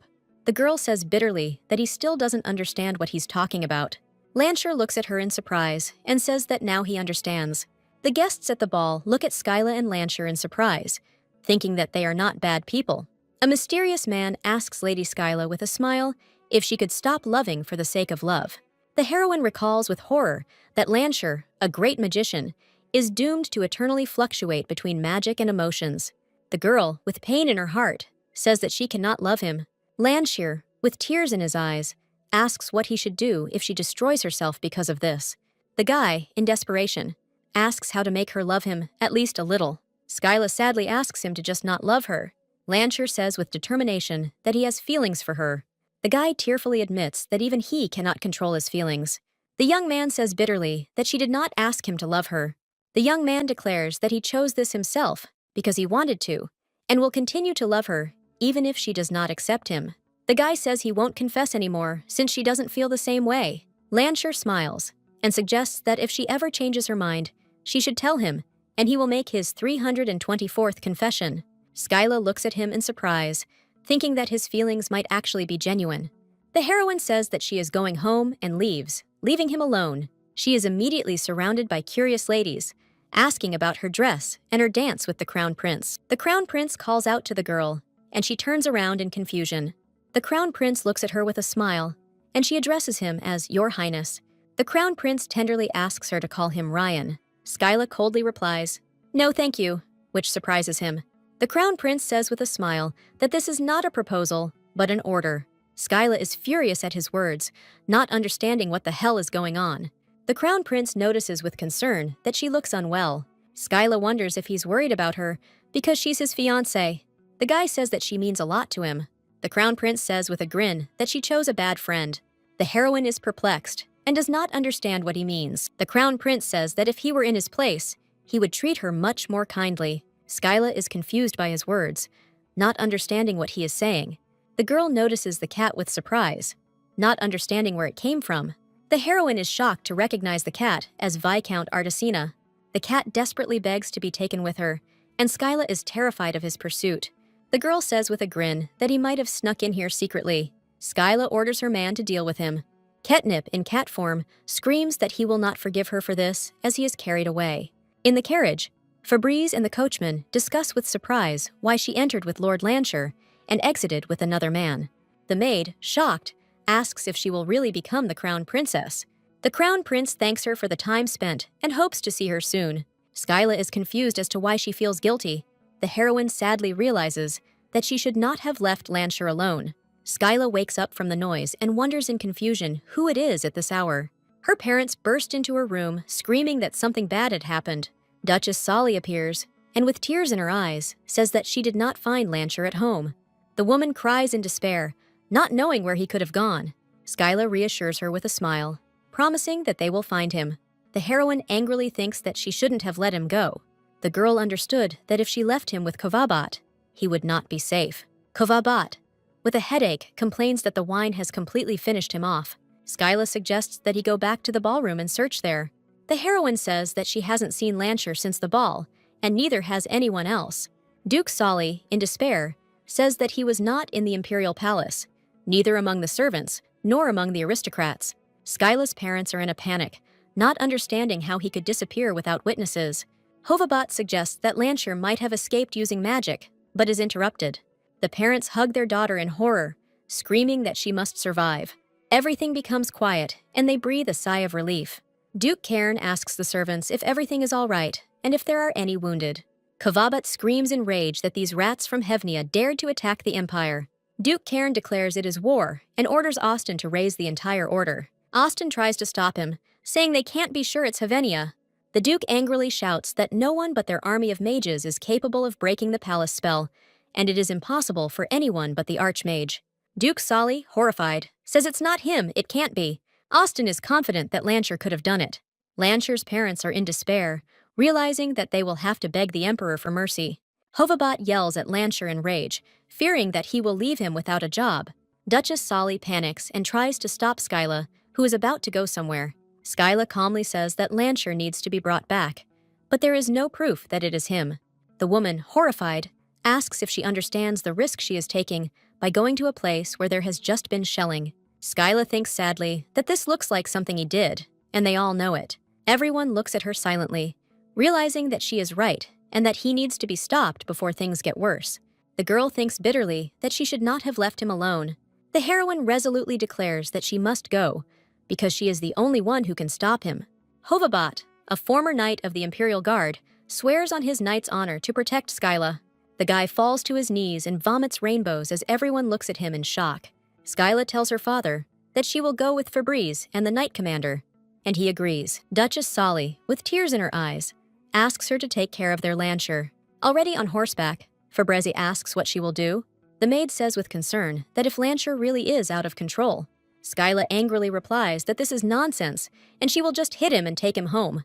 Fabrizi asks doubtfully how she plans to persuade the maddened Archmage. The heroine says with a sly smile that you will have to turn on your brain. They arrive at the scene where people are panicking and calling for a doctor. Skyla wonders with a heavy heart if this is really Lansher's doing. One of the knights says that it is too dangerous to go further in this condition. The heroine agrees and decides to go on foot, but the knight considers it too risky. The girl reminds him with a smile that he went with her precisely for this reason.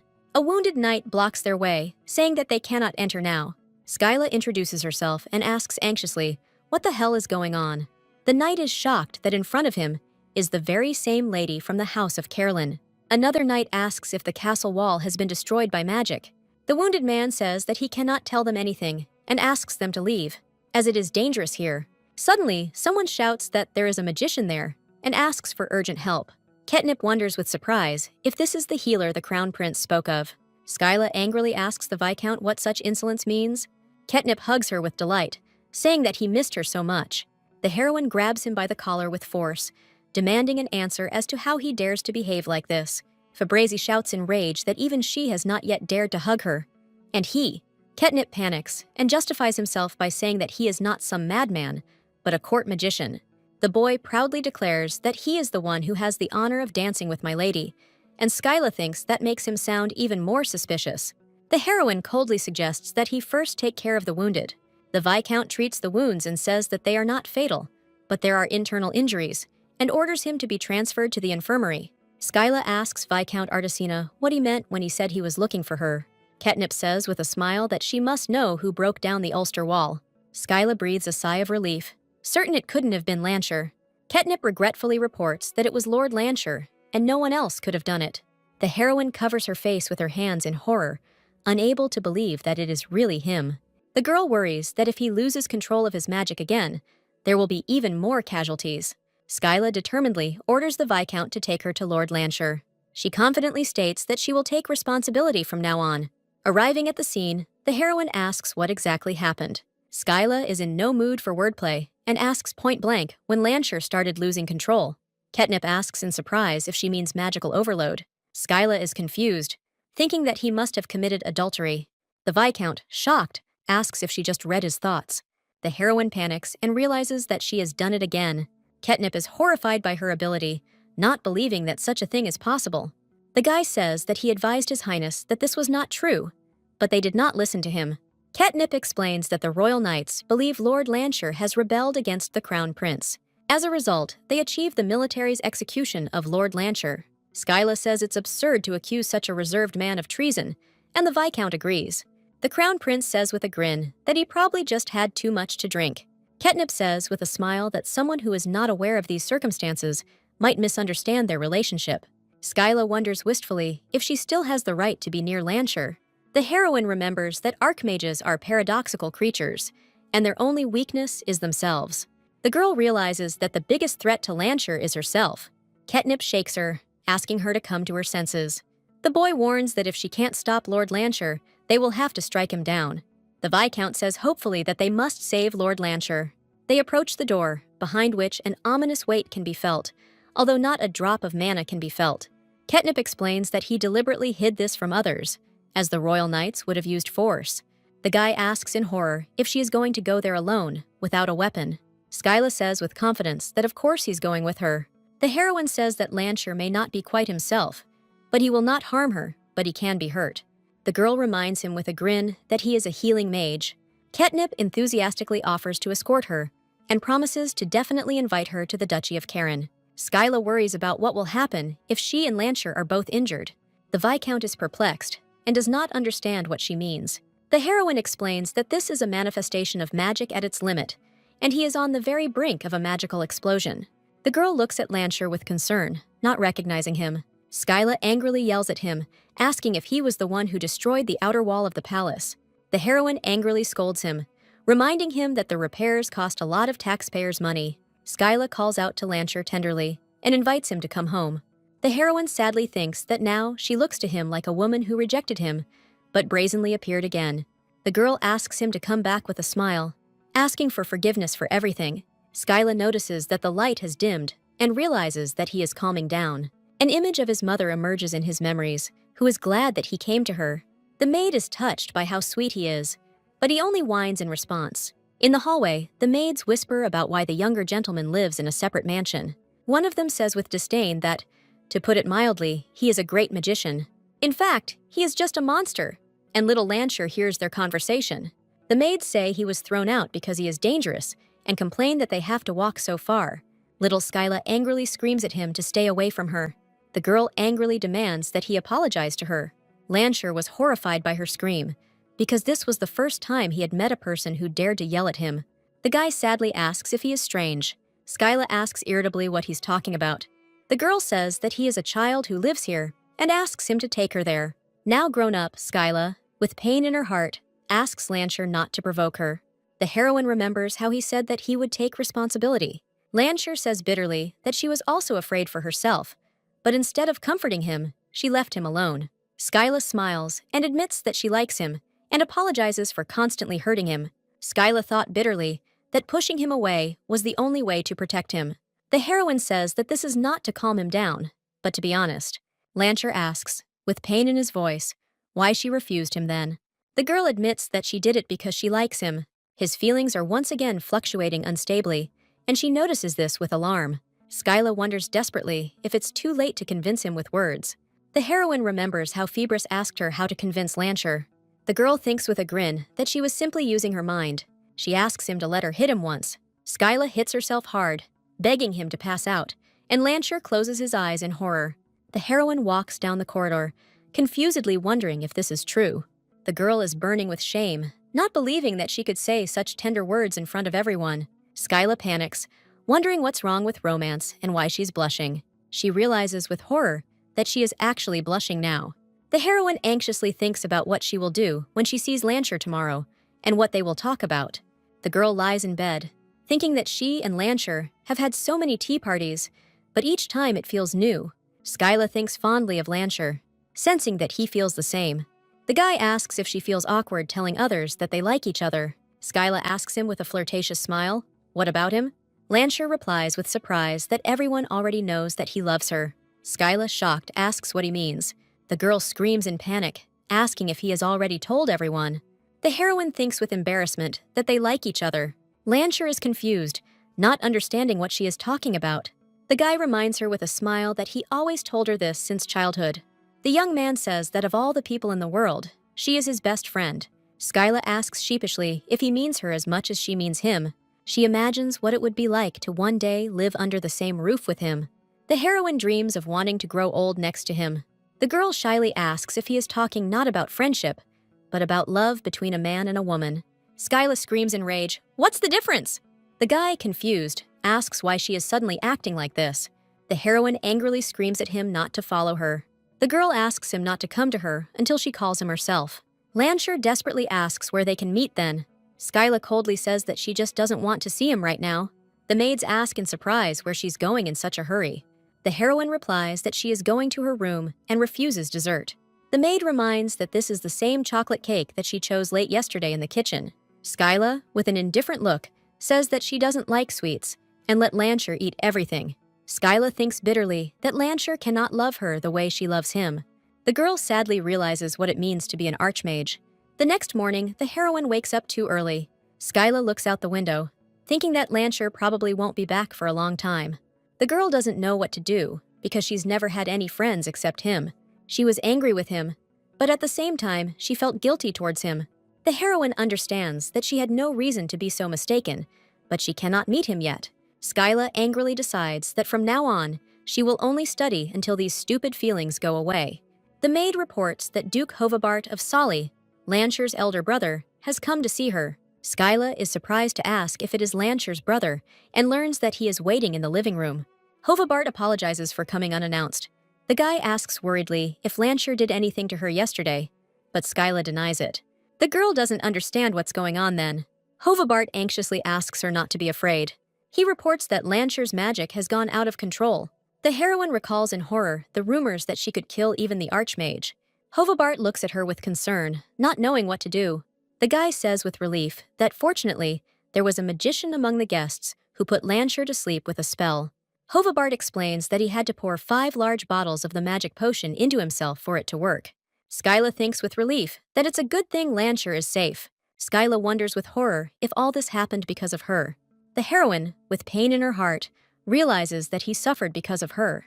Hovabat asks her to go to the Duchy of Sali and wake up Lancher. Skyla angrily asks what he wants from her, because if she wakes him up now, he will break down again. The guy explains that it will be easier for him if he opens his eyes and sees her next to him. The girl screams in rage, wondering if they thought she might be caught in his flash. The heroine sadly says that she didn't want to see him until her own emotions subsided. Kavabat apologizes and bitterly admits that no one but her can calm him down. Skyla remembers that in his tiny closed world, there is only her. The girl, with a pain in her heart, thinks that if Lancher loves her, it means that he simply has no one else he could love. The heroine agrees to go, and Kavabat looks at her with gratitude. Skyla rides in the carriage, thinking that even if her feelings are rejected, Lancher is still dear to her. The girl thinks with determination that as his only possible loved one, she is going to save him. At Solly's estate, she is met by the Duke and Duchess, who have obviously not slept. Skyla anxiously asks where Lancher is now, and learns that he is in the room. The parents explain that he has been under a sleeping spell since yesterday evening, and that Count Deern helped them. Count Deern of the Kingdom of Rivnea appears and introduces himself. Skyla is surprised to recognize him as the very same mage that Lancher spoke of. The Count asks her with a smile if she finds it strange that a man wears earrings. The heroine explains that in the Empire, you rarely see earrings with stones, so she was surprised. Count Deern explains that these are not precious stones, but magic stones that can only be worn by magicians. The boy curiously asks if she is the only one who can stop Mr. Lancher's magical outburst. Skyla thinks with irritation that he talks about it as if it were a puppy. The heroine replies that she doesn't know about the outbreak, but they are really close. The Count says with a smile that this is enough. Duchess Solly asks Skyla to go with Earl Dern as they are going to wake Lancher. Lancher's parents tearfully thank her for coming. Skyla and the Count walk up the stairs, and she thinks anxiously about keeping his emotions from breaking down again. Count Deern suddenly asks if they are engaged. Skyla panics at his sudden question, but he apologizes. The guy explains that he asked such a direct question because he couldn't resist. The Count says he got the impression that Mr. Lancher valued her very much. Skyla asks defiantly if it was him who told him this, since he speaks with such confidence. The Count apologizes, not wanting to offend her, and they continue walking. The guy says that he also had a friend in childhood who was called an Archmage. Count Deern says with a smile that he thought they had a similar fate. Skyla notes with surprise that there are no other Archmages besides Lancher. The Count sadly says that his friend the Archmage died at the age of 16. The heroine is shocked that he was born an Archmage and died so early. The Count bitterly suggests that he died precisely because he was an Archmage. Count Deern says she knows how much emotion affects the Archmage, and his friend also had poor control over them. He recalls how she was often cruelly punished for not being able to contain her magic. The guy says with a grin that it helped, but eventually she stopped expressing any emotions. The girl became just like a doll. Skyla asks anxiously what happened to her. The heroine wonders with horror whether it was the accumulated rage that broke through or the sadness that had flooded her soul. The Count says with understanding that he knows what she is thinking about now. The guy grabs her by the shoulders and says that they must not let this happen. The Crown Prince regretfully says that this is impossible, my lady. Skyla furiously asks if he means to say that Lancher will die too. The Count says with a smile that, alas, people inevitably fall in love. He remembers with bitterness that the girl fell in love for the first time at 16. The guy says with pain in his voice that it was love that killed her. Skyla dreads what awaits Lancher. The heroine, confused, asks why he said she fell in love then. The Count explains that she fell in love with someone for the first time in her life, and everything worked out. He asks her to marry him, and she asks again in surprise. The guy tenderly says that he wants to spend his whole life with her. The Duke angrily asks if she understands what this means. The girl replies with a smile that it's simple: to always be close to the one you love. The Duke is furious and yells at his stupid girl for wanting to marry a man beneath her. The father angrily says that he will ask himself why he decided to take advantage of his daughter. The girl is confused because the obedience she was taught since childhood collides with her reluctance to part with her beloved. The father reluctantly allows her to be with him. The boy hopefully asks if this is true, but the Duke has one condition. The father says that in 3 months they will separate, and by that time, the daughter will cool down and understand everything. The young man was shocked by his words, not believing that this could be true. The young man falls to his knees and begs him, saying that they love each other. The Duke shouts in rage, asking if he thinks he can make his daughter happy. He orders him to leave within 3 months, otherwise he will be expelled from the kingdom. The guy sheepishly says that he was given permission. Her collapsed world seemed to have been restored a little. The guy's heart was heavy, and he doubted whether he could really make her happy. He was a poor minor nobleman, and she was a great sorceress, capable of becoming the wife of the prince of a neighboring kingdom. The guy tells Bliss that it's time for them to finish. He says with pain in his heart that they must separate. The girl is perplexed and does not understand why he wants to give up everything. The guy clenches his fist, unable to utter a word. The young man says bitterly that he doesn't love her anymore. He let her go, hoping that she would meet someone who would give her happiness. Skyla wonders with horror if all this happened because of her. The heroine, with pain in her heart, realizes that he suffered because of her. Hovabat asks her to go to the Duchy of Sali and wake up Lancher. Skyla angrily asks what he wants from her, because if she wakes him up now, he will break down again. The guy explains that it will be easier for him if he opens his eyes and sees her next to him. The girl screams in rage, wondering if they thought she might be caught in his flash. The heroine sadly says that she didn't want to see him until her own emotions subsided. Kavabat apologizes and bitterly admits that no one but her can calm him down. Skyla remembers that in his tiny closed world, there is only her. The girl, with a pain in her heart, thinks that if Lancher loves her, it means that he simply has no one else he could love. The heroine agrees to go, and Kavabat looks at her with gratitude. Skyla rides in the carriage, thinking that even if her feelings are rejected, Lancher is still dear to her. The girl thinks with determination that as his only possible loved one, she is going to save him. At Sali's estate, she is met by the Duke and Duchess, who have obviously not slept. Skyla anxiously asks where Lancher is now, and learns that he is in the room. The parents explain that he has been under a sleeping spell since yesterday evening, and that Count Deern helped them. Count Deern of the Kingdom of Revnea appears and introduces himself. Skyla is surprised to recognize him as the very same mage that Lancher spoke of. The Count asks her with a smile if she finds it strange that a man wears earrings. The heroine explains that in the Empire, you rarely see earrings with stones, so she was surprised. Lancher looks forward to the time when they will grow old and laugh at their little memories. But she cuts him off. Skyla says with tears in her eyes that their feelings are different. The heroine thinks with bitterness that such an idea as holding hands and kissing does not exist in his head at all. The maid announces that dinner is ready, and Skyla and Lancher wake up. The guy invites her to eat with them, but she refuses, saying that she needs to go home. The young man asks hopefully if he will be able to see her tomorrow, but she does not know. Lancher smiles and says he will wait for her message. Skyla leaves, thinking he was just trying to convince her. Count Deern says with relief that he is glad that everything went smoothly. Skyla thinks with a cold expression that Lord Lancher seems to be truly attached to her. Ketnip says with a smile that if she hadn't succeeded, he was going to put the young master to sleep with magic again. The girl asks suspiciously if he has anything else he wants to ask. The Count asks the name of the childhood friend he was talking about. The guy says, embarrassed, that he didn't expect such a question. He sadly recalls that he hasn't spoken her name for a long time. The Count says tenderly that her name was Bliss. Skyla says she doesn't have the luxury of thinking about things like rudeness and will continue to do so. The heroine asks him what he thinks her lover should have done to save her. Count Deern says with a grin that diplomacy is definitely not her thing. Skyla reiterates with determination that she doesn't have the luxury of thinking about it. Count Deern sadly says that his friend also could not control her feelings. He recalls how his girlfriend died a few days later. The Count says with a smile that she eventually stopped expressing any emotions. The girl became just like a doll. Skyla asks anxiously what happened to her. The heroine thinks with horror about what feeling destroyed her. The Count says with understanding that he knows what she is thinking about now. The guy grabs her by the shoulders and says that they must not let this happen. The Crown Prince regretfully says that this is impossible, my lady. Skyla furiously asks if he means to say that Lancher will die too. The Count says with a smile that, alas, people inevitably fall in love. He remembers with bitterness that the girl fell in love for the first time at 16. The guy says with pain in his voice that it was love that killed her. Skyla dreads what awaits Lancher. The heroine, confused, asks why he said she fell in love then. The Count explains that she fell in love with someone for the first time in her life, and everything worked out. He asks her to marry him, and she asks again in surprise.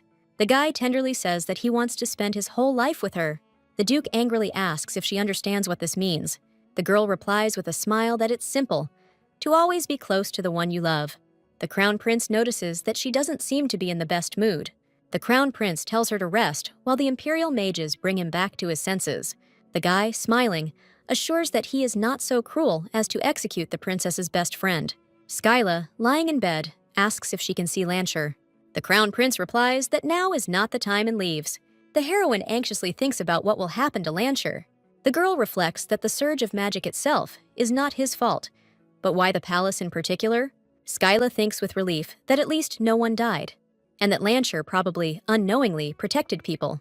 Febreze runs up to her, and with tears in her eyes says that she thought she had lost her. Skyla hugs her, comforting her, and tells her she's okay.